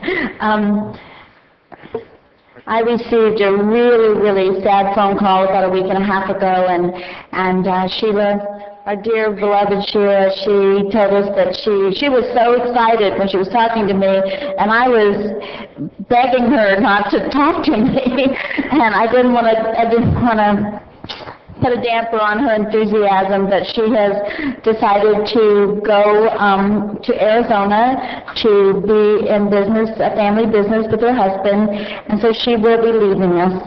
And I asked the mayor if we could do something special for her tonight, because she's leaving us real soon. So I'd like to turn it over to the mayor now, but before I do, I'm sorry, I remember the day that I sat in my office and I interviewed her, and she was in Doral. She was coming from Doral, and she'd been in Florida City, right? And then went to Doral, and I thought to myself when she applied for a job as city clerk, how lucky are we? I just wanted to hurry up and end the interview so that we could just get it to council. And Marcy was with me that day, and Marlene, and we knew that she was the one, and she is going to be missed so much. Her smiling, beautiful, beautiful, beautiful smile will be missed in the city. Ditto, I have to say, as a resident, short time now on the council, there was not a time that I did not go to the city clerk's office for something that Sheila didn't greet you with the biggest smile. And always she went to the extent to do whatever she could do for you. Always call you back, always follow up. She is going to be missed. And Sheila, I know you're going to bigger and better things. God closes one door, opens the next one. And this is on behalf of the mayor and council. Let's see here. No. For your untiring dedication and service to the city council, the citizens of Homestead, January 2010, mayor and council, city of Homestead. Sheila, for you.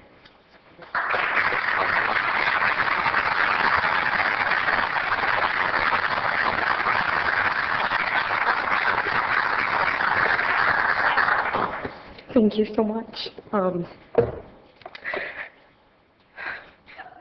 You surprised her. I'm usually the one that knows the surprises before everybody. But I just want to thank you so much for this. It's been a true honor and pleasure serving Homestead. We've made so many friends, and I just can't thank you enough for the opportunity to serve.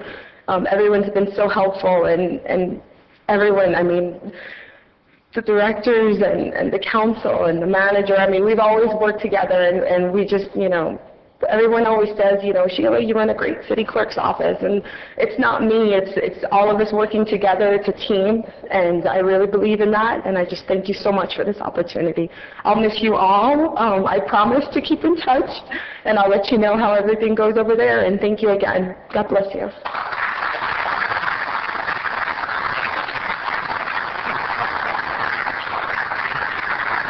Could we ask council to come down and let's take a picture, a group picture? I want you to have a picture of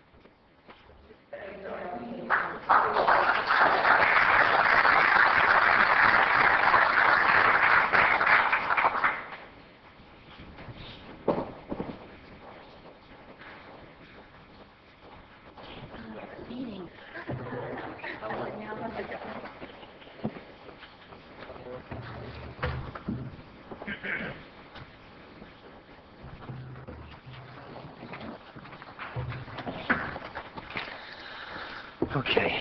Thank you, Vice Mayor. Item 6, consent agenda. I'll entertain a motion to approve the consent agenda. I'll move it, Mayor. Second, Mayor. Second. All in favor? Aye. Nays? Item carries. Item 7, public hearings. Richard?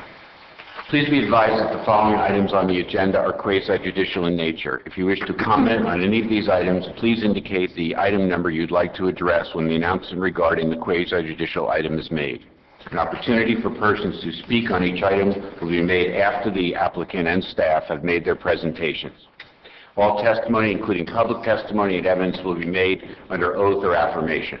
Additionally, each person who gives testimony may be subject to cross-examination. If you do not wish to either be cross-examined or sworn, your testimony will be given its due weight. The general public will not be permitted to cross-examine witnesses, but the applicant may request the council to ask questions of staff or witnesses on their behalf. The full agenda package on each item is hereby entered into the record. Persons representing organizations must present evidence of their authority to speak for the organization. Further details of the quasi-judicial procedures may be obtained from the clerk. In accordance with Section 2591, any lobbyist must register before addressing the council on any of the following items. At this time, council members must disclose any ex parte communications concerning items on the agenda. At this time, the clerk will swear any persons who wish to testify on any quasi-judicial item. Please stand and raise your right hand. I state your name. hereby swear or affirm that the information I present shall be the truth and nothing but the truth, so help me God. James? Yes, tab 15 is a resolution of the City of Homestead, Florida, granting the request of John D. Stevens for a 12-month extension to a previously approved site plan for a commercial retail development consisting of 14,727 square foot pharmacy with drive-through, a 3,495 square foot bank with a drive-through, and an 8,450 square foot retail building on approximately 2.99 acres of land located on the southeast corner of 162nd Avenue, Farm Life School Road, and southwest 328th Street, North Canal Drive, as legally described in Exhibit A and providing for an effective date. Entertain a motion to move it forward. May I move to approve the extension? Second. As this is just a normal 12-month extension, I'll be happy to second the motion. Thank you. At this time, staff report. In addition to what was covered by our city attorneys on, the basics on the application, it's really the second extension. The first extension was approved on August of 2009. This will bring him up to, will be valid through April 21st of 2011. This is just a ministerial action on your part pursuant to code. Is the applicant here, and would he or she like to say something? Okay. Questions from the council? Questions from the public in support? Questions from the public in opposition? I'll close the public hearing. Any final comments from council? Roll call vote. Madam Clerk? Councilman Maldonado? Yes. Councilman Shelley? Yes.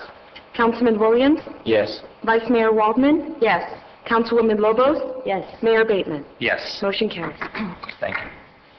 Moving on to tab 16. Tab 16 is a resolution of the City of Homestead, Florida, granting the request of San Remo Homes at Homestead LLC for a 12-month extension to a previously approved site plan for 30 single-family residential units located east of Southwest 162nd Avenue, north of Southwest 320th Street, and northwest of the Homestead extension of the Florida Turnpike, as legally described in Exhibit A and providing for an effective date.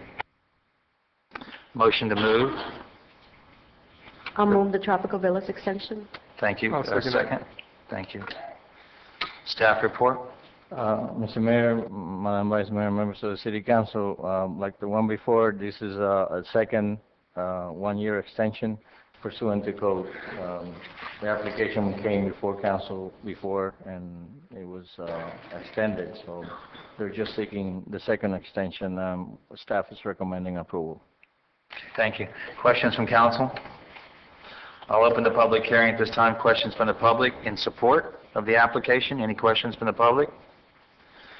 Hearing no questions from the public, I'll close the public hearing. Final comments from council? Roll call vote. Madam Clerk? Councilman Shelley? Yes. Councilman Williams? Yes. Vice Mayor Waldman? Yes. Councilwoman Lobos? Yes. Councilman Maldonado? Yes. Mayor Bateman? Yes. Motion carries. Thank you. That concludes your quasi-judicial matters. Moving on to your legislative matters, tab 7. Excuse me, James, we inserted an item 7C dealing with the gold settlement here. That's right. 7C. Resolution of the City Council of the City of Homestead, Florida, approving a settlement agreement between the City of Homestead and James Gold, authorizing execution of the agreement, providing for implementation of the agreement, and an effective date. I'll move it, Mayor. Thank you. Second? I'll second. Okay. Questions from council?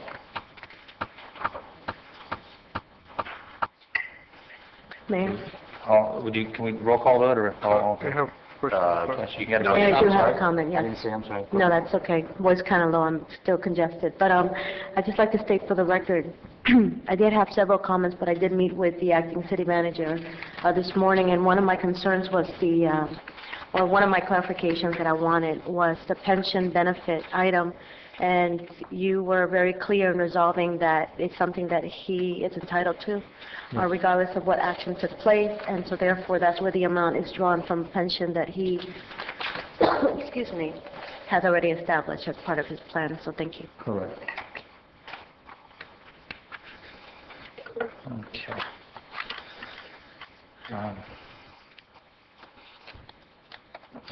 We need to vote on this one. Okay, Doesn't need a roll call. all in favor? Aye. Aye. Any nays? Motion carries. Thank you. James? Yes, moving on to your legislative matters. Tab 17 is the first reading of an ordinance of the City of Homestead, Florida, amending the City Code of Ordinances by amending Chapter 28 Utilities to create Division 4 Landscape Irrigation to provide for implementation of the water conservation rules for landscape irrigation of the South Florida Water Management District, providing for enforcement, providing for penalties, providing for severability, providing for inclusion in the code, providing for conflicts, and providing for an effective date. This is first reading. Motion to move? So moved, Mayor. Second? I'll second. Thank you. Second, and staff report? Mr. Mayor, Madam Vice Mayor, members of the City Council,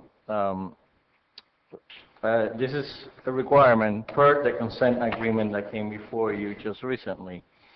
And in order to receive the water allocation permitted through its water use permit, the city is required to provide reasonable assurances to ensure that the withdrawals from the aquifer will be consistent with the Everglades minimum flows and levels. So therefore, this is just a step that we're taking to comply with the guidelines of the agreement. So, Thank you, Mr. Manager. Questions from council? Comments from the public? Final comments from council? Roll call vote. it's really just a water conservation measure. Yes, I spoke with them. I'm sorry. Go ahead. Vice Mayor Waldman? Yes. Councilwoman Lobos? Yes. Councilman Maldonado? Yes. Councilman Shelley? Yes. Councilman Williams? Yes. Mayor Bateman? Yes. Motion carries. Tab 18.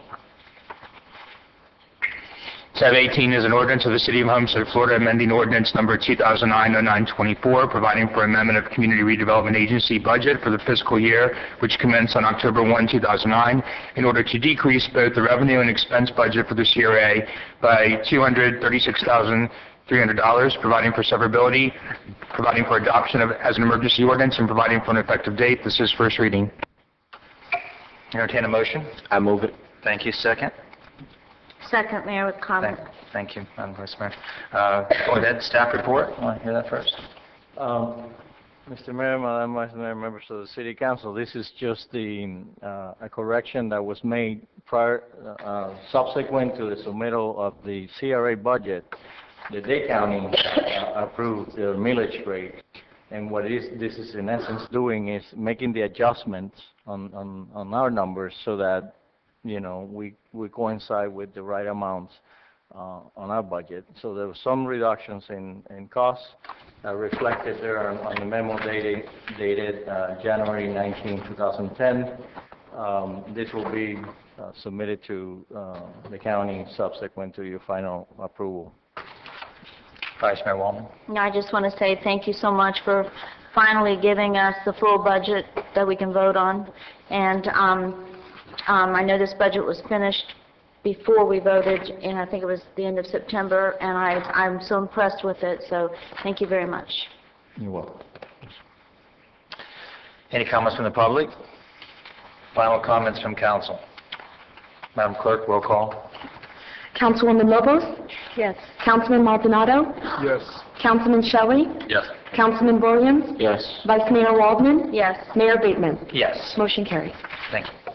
19. An ordinance of the City of Homestead, Florida, amending the City Code of Ordinances by amending Chapter 2 Administration, Article 2 Boards, Committees, Commissions, Division 1 generally, by amending Section 268 Membership Composition to provide for citizen application for appointment to boards, and further providing that the term of office for board members shall run concurrent with the mayor's term of office. Repealing Division 3.5 Education Committee, reestablishing Division 3.5 Education Committee in order to provide consistent structure and operating procedure with other city boards, providing for the expiration of the term of current board members, providing for removal of repealed provisions from the city code, providing for severability, providing for inclusion in the code, and providing for conflicts and an effective date. Motion to move forward? I'll move it, Mayor. Thank you. I'll second. Second. Staff report. Mr. Mayor, if I could just take a second and sort of explain what this ordinance does. The way that we have our board structured is that we have a overall umbrella ordinance that provides procedures for all of our boards. And then there's some exceptions to that ordinance that are provided under each specific board. One example would be the Mayor's Youth Council has a larger number of members than the 7. So this ordinance does 3 things to that general ordinance, so this would apply to all boards.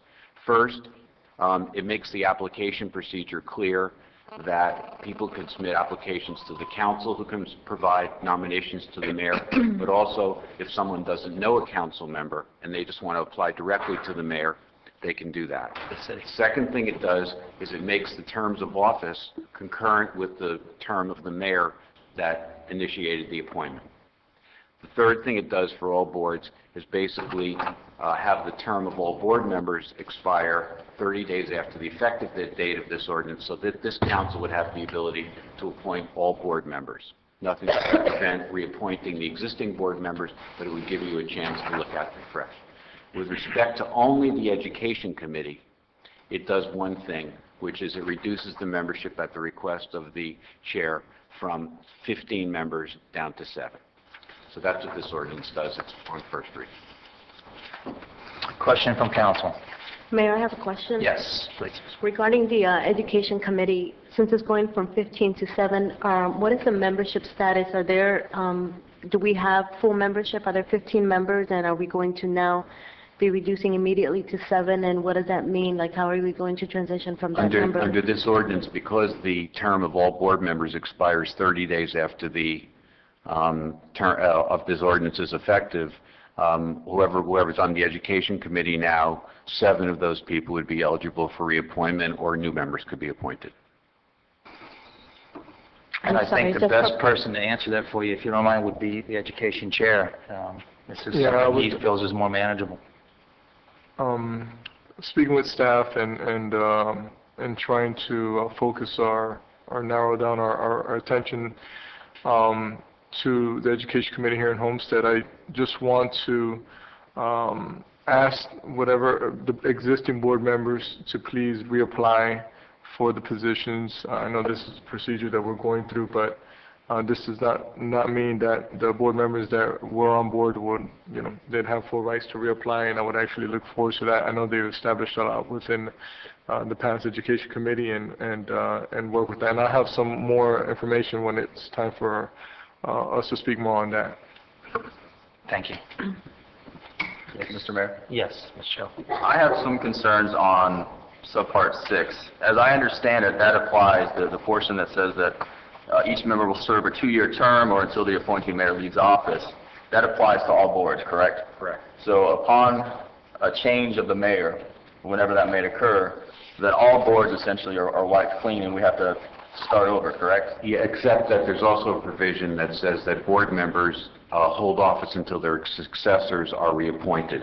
Right. So that it's not as if on the day of the election we have no boards. Right. They would serve until the mayor gets comfortable in bringing forward new amendments. But yes. Okay. But one of my concerns though is that I really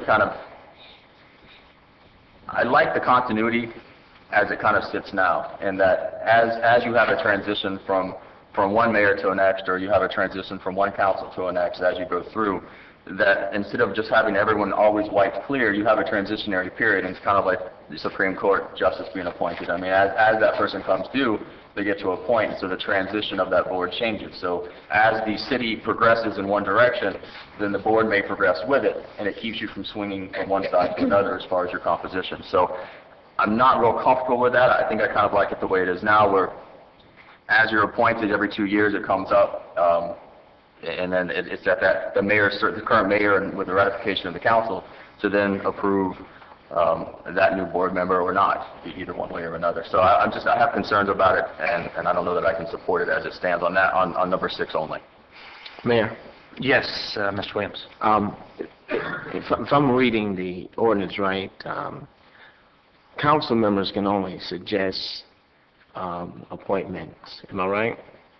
So it's at whoever's mayor's discretion to appoint certain persons to different boards as the mayor see fit. Is that how I'm understanding it?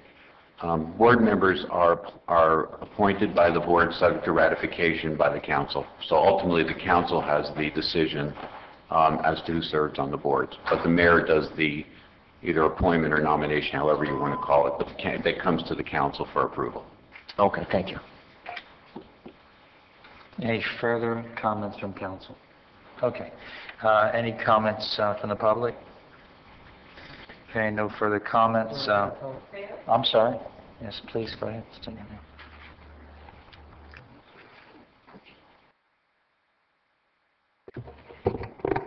Yvonne Knowles, and Chair of the Historic Preservation Board. This is the first time I've heard of this, so I'm a little surprised. I want to be really clear that in support of what Councilman Shelley was saying, there are projects that are ongoing with certain boards, and the Historic Preservation Board is one where our members are working on certain projects. If we are to be disbanded in 30 days after this vote is taken, does that mean we just cease and desist all work, or do we reapply for membership, or what happens exactly to our board and the work we're doing? Well, that same board could be reappointed exactly as it is. I didn't understand that. That's what I was looking for clarification. It could be reappointed exactly as it stands. It just makes it very uncomfortable for any new mayor that comes in to be dealing with a board of, they have no idea who the people are. Right. And I think it's a very important thing. It should be tied to that seat, regardless of whether it's me or anyone else. I concur completely. I just wanted to be sure that that was an option open to the board members to reapply. Sure. Thank you very much. Okay. Any further questions from the audience? Well, hearing no further questions, roll call vote. Councilwoman Lobos? Yes. Councilman Maldonado? Yes. Councilman Shelley? No. Councilman Williams? Yes. Vice Mayor Waldman? Yes.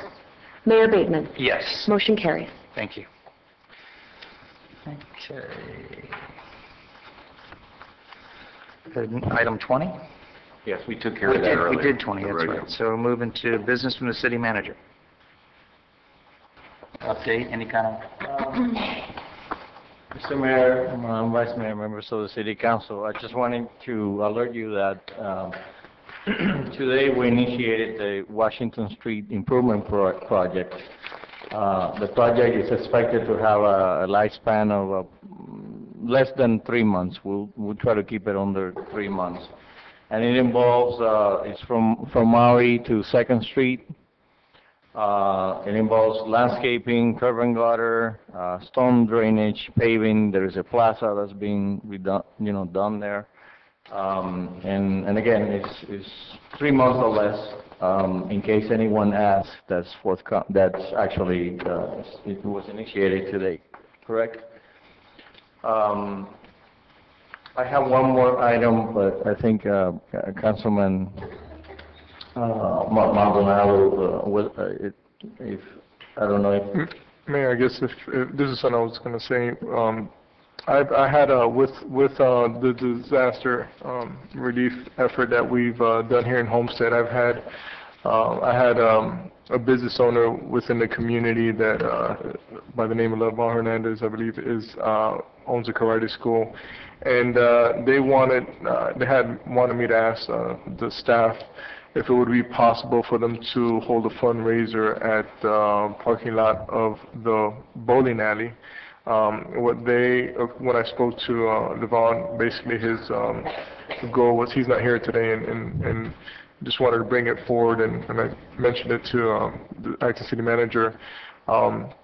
Their goal basically is to put a fundraiser for, I couldn't recall the name that he put on it, but it was making kicks for Haiti or something like that, and basically they would collect a penny or something for every kick that the members would go through.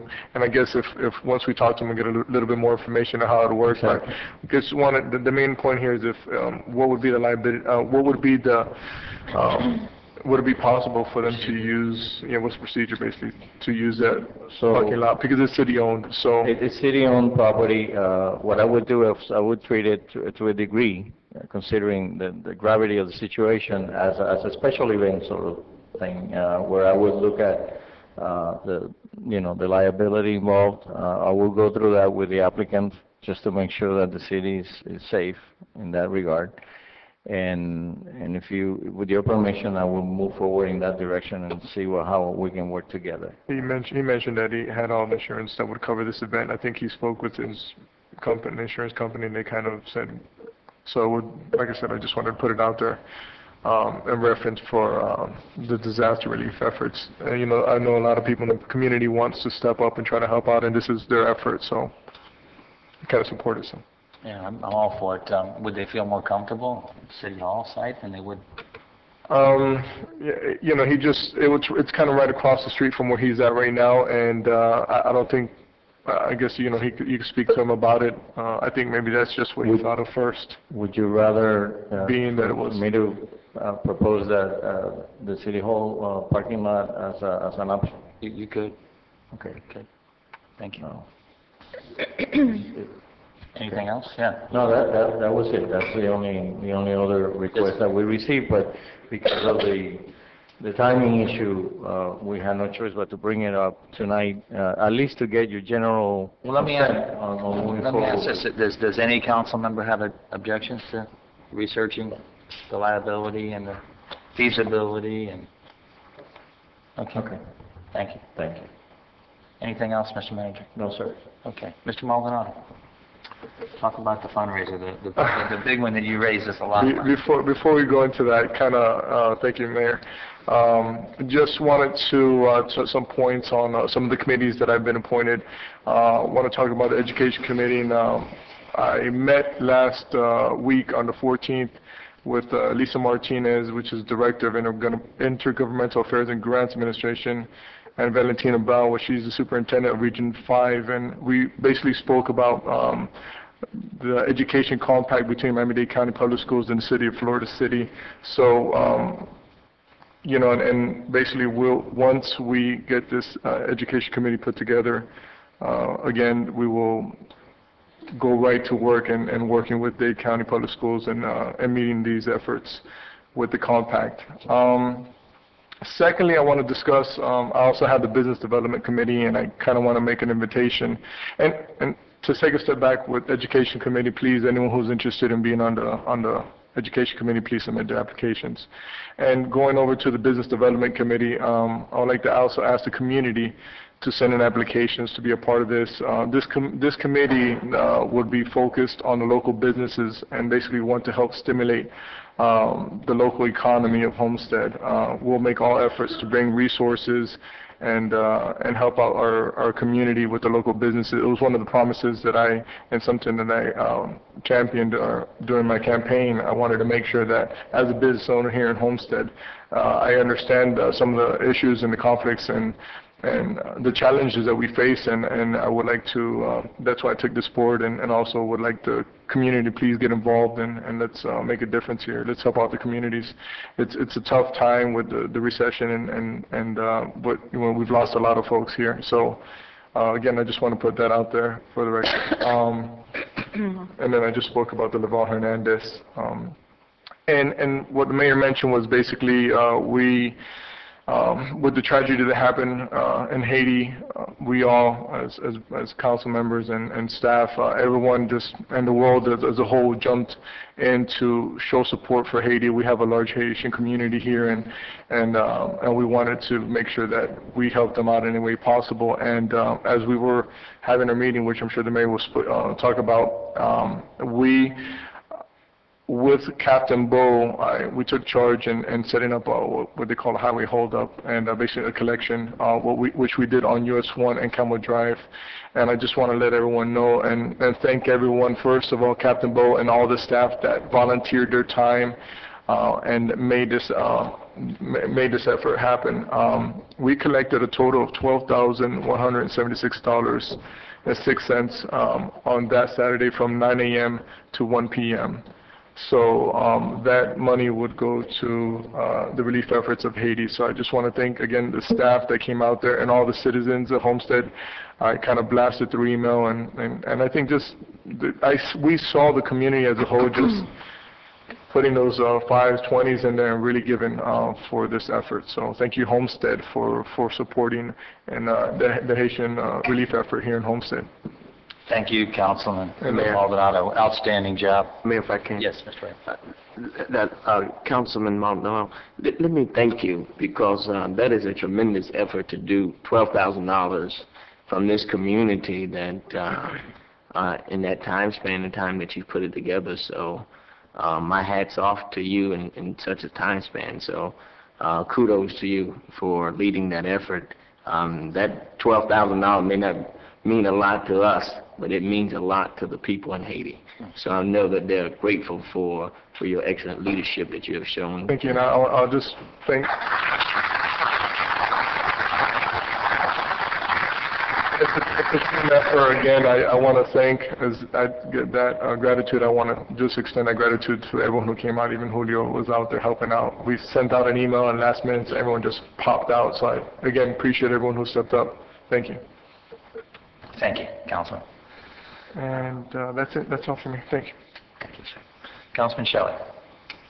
I just have one thing. It was kind of discussed briefly earlier when Mr. Julio Brea was giving his presentation. But one of the things that I know was a concern with my community when I got elected was this bulk trash pickup. And everyone was concerned that it was being reduced to once a month when it used to be every week. And so it was something I did speak with the acting city manager about. He did work diligently on that. He has told me that going forward it will be every other week. It'll be bi-weekly instead of the once a month. So that's at least a small victory going forward, and it appears from comments by the council tonight that there's even a push to maybe get even additional if we can go back to the once a week or something similar.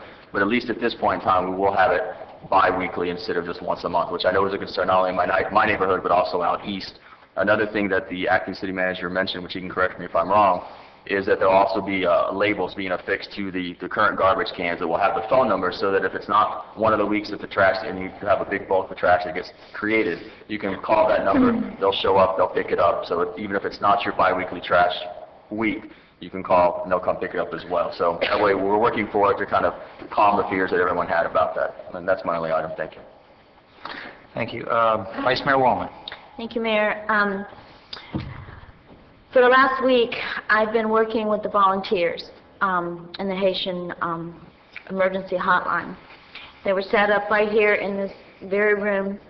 It was heartbreaking. The phones were ringing so much that they even had me answering the telephones, and I certainly don't speak Creole. Elvis was there with me answering for a while as well, but the last phone call that I took was a lady who, she was looking for literally like 12, wasn't it about 12 members of her family, and it was just heartbreaking. And the volunteers that are here that have now been moved over to the baseball dorms at the baseball stadium, not one of them did not have a loved one that was missing as well.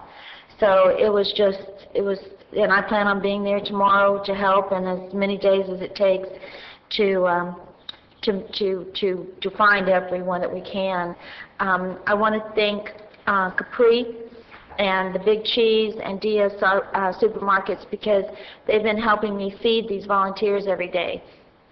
Tomorrow I have a very nice lady in the community who is from Haiti who is cooking for the volunteers, and I'm trying to arrange for food for every single day, because they don't eat. I mean, they don't leave to eat. They're there working. So if there are any businesses out there that maybe would like to provide lunch for the volunteers, I would appreciate it very, very much. It's greatly appreciated for them as well. Just last night, a friend of mine's niece, who my friend lives here in the city limits on Homestead, but her niece is from Kentucky, and she's been in a 2-year process to adopt a little boy from Haiti. He's 2 years old now, and he was flown here last night, and they were reunited, and he was checked out at the hospital. His stomach was all messed up because he didn't have any food to eat in the orphanage, and they were sleeping in the back of a truck and everything else. But miracles do happen, and that little boy left this morning at Fort Lauderdale Airport to go home to start a new life with his new family. Now, let me get on with other business. At a recent with the last COW meeting, we announced that we would be losing our Sheila, and I've instructed with the vote of the council of the COW meeting, we've instructed HR to go out on a search for a new city clerk and also for an internal auditor. And of course, we encourage Sherry to. What happened to Sherry? But we encourage Sherry to apply for the job as well. But I just felt it was my recommendation that we go out on a search on this particular item. So, Mayor, I'm going to ask for a motion through you to make Sherry our acting city clerk, because we do need one.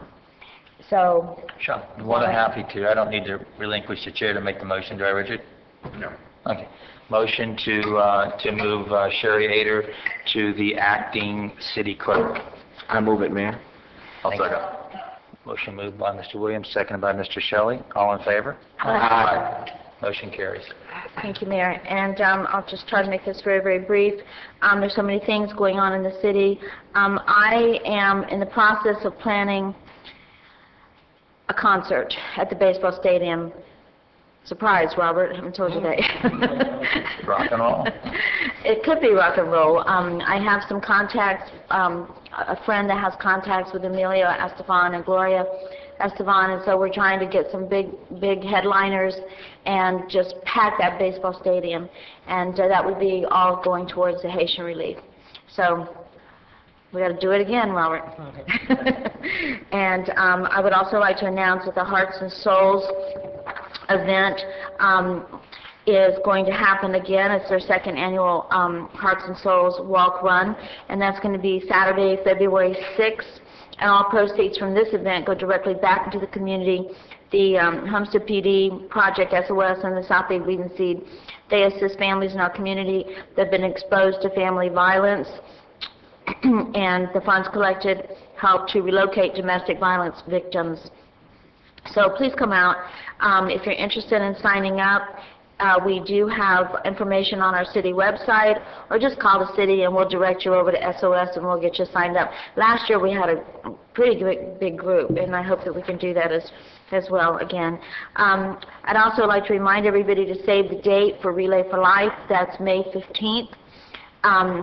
I've just been so busy I haven't been able to get as involved as I need to, but I am going to, and I spoke to Christy Rivas-Thompson today, and she's chairing the event. As of this day, we only have 13 teams signed up, and that's really sad, because we, as a cancer survivor, I'm telling you, we need to keep it in the forefront. Even though we have other things happening all around us on a daily basis, we must always remember that cancer kills so many people in this world, and research has to go on. So please save the date. I would encourage all city departments to have a team. We used to do it, and we had a blast, and it's not going to be an all-nighter. It's going to start at 12 at noon and go to 3 in the morning, but you don't have to stay till 3 in the morning. But we'll certainly make arrangements to make everything happen. If anybody out there is interested in putting a team in, then please get in touch with me or with Christy or just with the city, and they'll guide you. I want to say a special thank you to the committee members responsible for the Martin Luther King breakfast. I started to say Pastor Williams, but I should say Councilman Pastor Williams. I want to thank you very much for heading that up and spearheading the program. It was just absolutely, if you get I hope we get to put it on the city station, because when you see it and you hear Mr. Beatty speak, it was just absolutely inspiring. And I'd also, I'm sure Mr. Williams will say this as well, but thank my friends at the Palace Garden for donating the breakfast for the event. And I could go on and on. We've been so busy, but I won't. I just want to say that thank you very much for everybody coming out. Mr. Maldonado, I think what you did was absolutely immeasurable. And Mayor Bateman, your work with Mayor Wallace, I just can't say enough. You just stepped up to the plate, and I'm sure you'll talk about it, but I really just want to say congratulations and thank you. Thank you. Thank you. For your hard work. Councilman Williams. Thank you so much, Mayor. We've done so much over the last month since we've last convened. But let me do it this way. Let me thank the good people of the city of Homestead, especially our city staff who helped to make the Martin Luther King breakfast a success. Marlene and Carrie did a Hercules of a job in putting it together, and I think that I failed to mention them at the breakfast, but I figured that this will play over and over, so they'll get quite enough play on TV. So, but my hat's off, and it could not have been done without such extraordinary leadership through those two young ladies. And then to the Vice Mayor for helping to facilitate the breakfast. I mean, we didn't have a dime on how we were going to make this breakfast work. When the board was kind of sunsetted, that's the Human Relation Board, which had a $5,000 budget that went towards this event. When I took office, I took the project on, and let me tell you, it was a success, and it could not have been done without the extraordinary leadership of this council. And so I'm eternally grateful for such a success. I mean, you couldn't even get any of a chair in there. It was packed. And it was well attended. I'm still getting very good comments about the speaker, Mr. Beatty, and we've even made the newspaper. So get out and get the Monitor, and it's in the Monitor. And so hopefully that the breakfast can be played on our TV station. And many of those persons who gave to the breakfast for its existence, I'm gratefully thankful, and you should be getting a note from me of our appreciation for you. Thank you so very much, Mayor. The other issue is, Mayor, to your leadership that you wanted to see, at the end of this month, we will have our finances online for our first quarter, and it will be the budget and the cost analysis, or not so much cost analysis, but actual budget to what we actually have spent.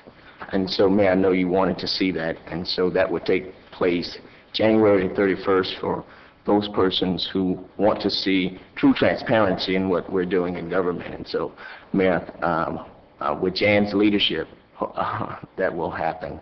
And so that's all I have for right now. Thank you. Thank you, Mr. Williams. Yes, that's important to show the public the finances quarterly, so we can not surprise them in the fourth quarter.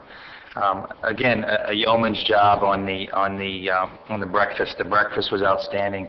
I'm going to guess 350, 400 people. It was an outstanding job by the staff of City of Homestead. You know, my hat's off to you. Thank you very much. It was a very busy weekend. A week ago today is when Haiti received that terrible earthquake, killing thousands and thousands of people. Wednesday morning, we hit the ground running. Mayor Wallace came down to Homestead City Hall here at 9:30 in the morning. We called a special meeting by 10:30. We probably had 45, 50 local community leaders, Haitian leaders, staff, and we sat down at that manager's conference table and we brainstormed. We quickly brainstormed of what we could do for the Haitian citizens of our community, and of course the Haitians of Haiti. Some great ideas came out. We received a interview from Fox News right while the meeting was going on. So I have to say, by 1 o'clock, when our EOC was set up here in this council chambers, the phones and computers were set up. By 1:30, we were receiving calls from California, Texas, all around the United States. Outstanding. The help, the volunteers poured in here. 15, 20 people taking calls. So we did that Wednesday, Thursday, and Friday, having a meeting for an hour and a half to 2 hours each day, Wednesday, Thursday, and Friday. And with a meeting being tomorrow at 1 o'clock in the city manager's conference room, we'll have another meeting which will talk about the phone bank that's been moved to the minor league clubhouse. And for the record, for the viewing audience today that that address is 1601 Southeast 28th Avenue, Homestead, Florida.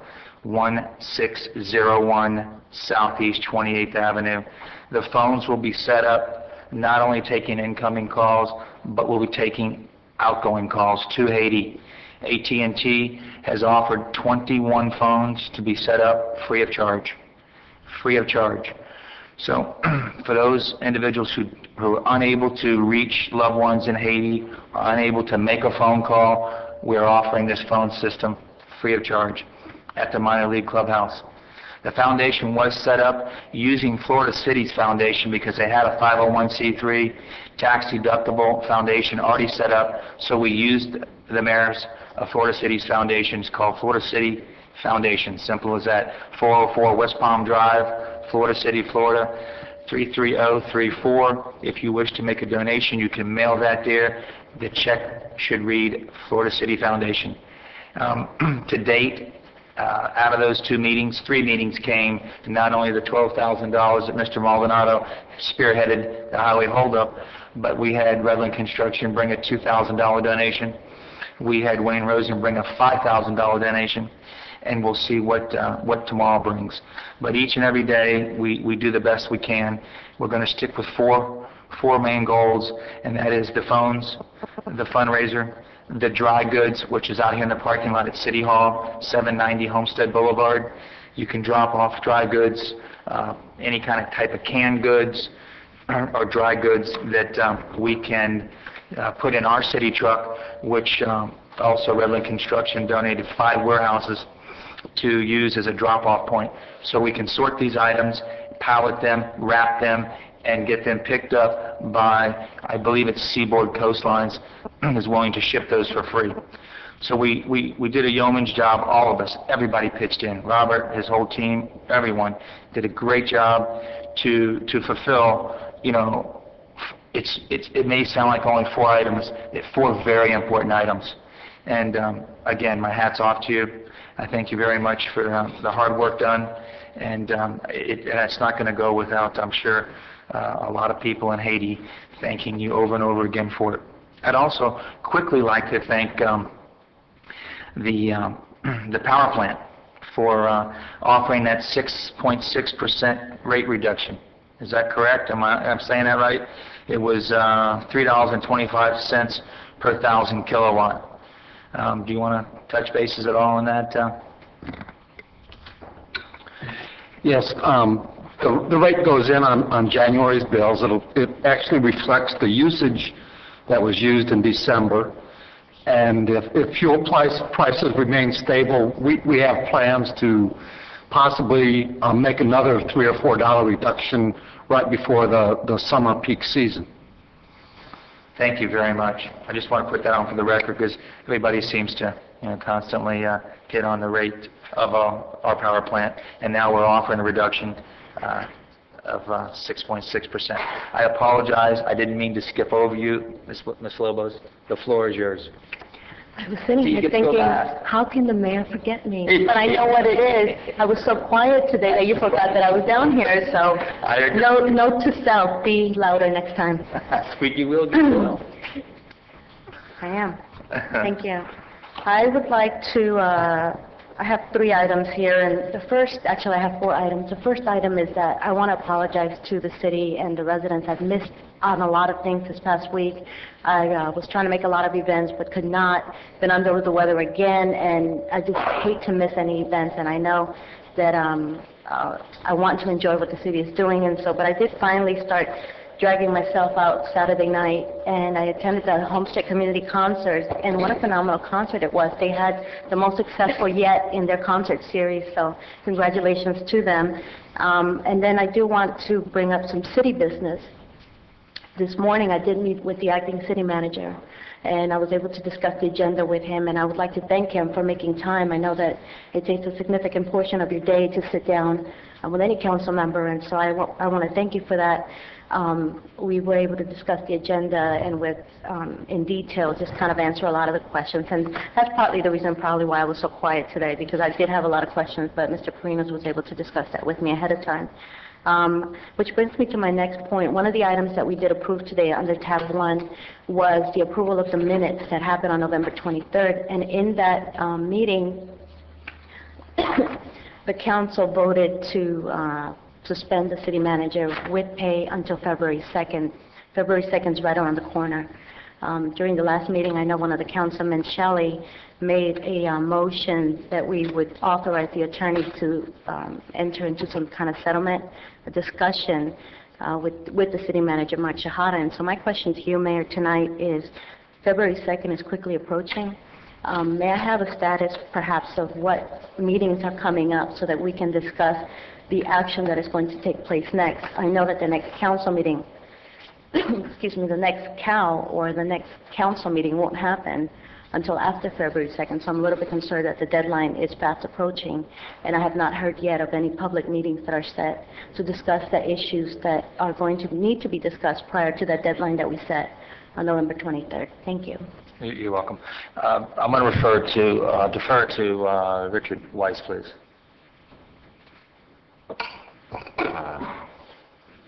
I think there's sort of two questions there. The first one is dealing with the settlement, which we were authorized to pursue.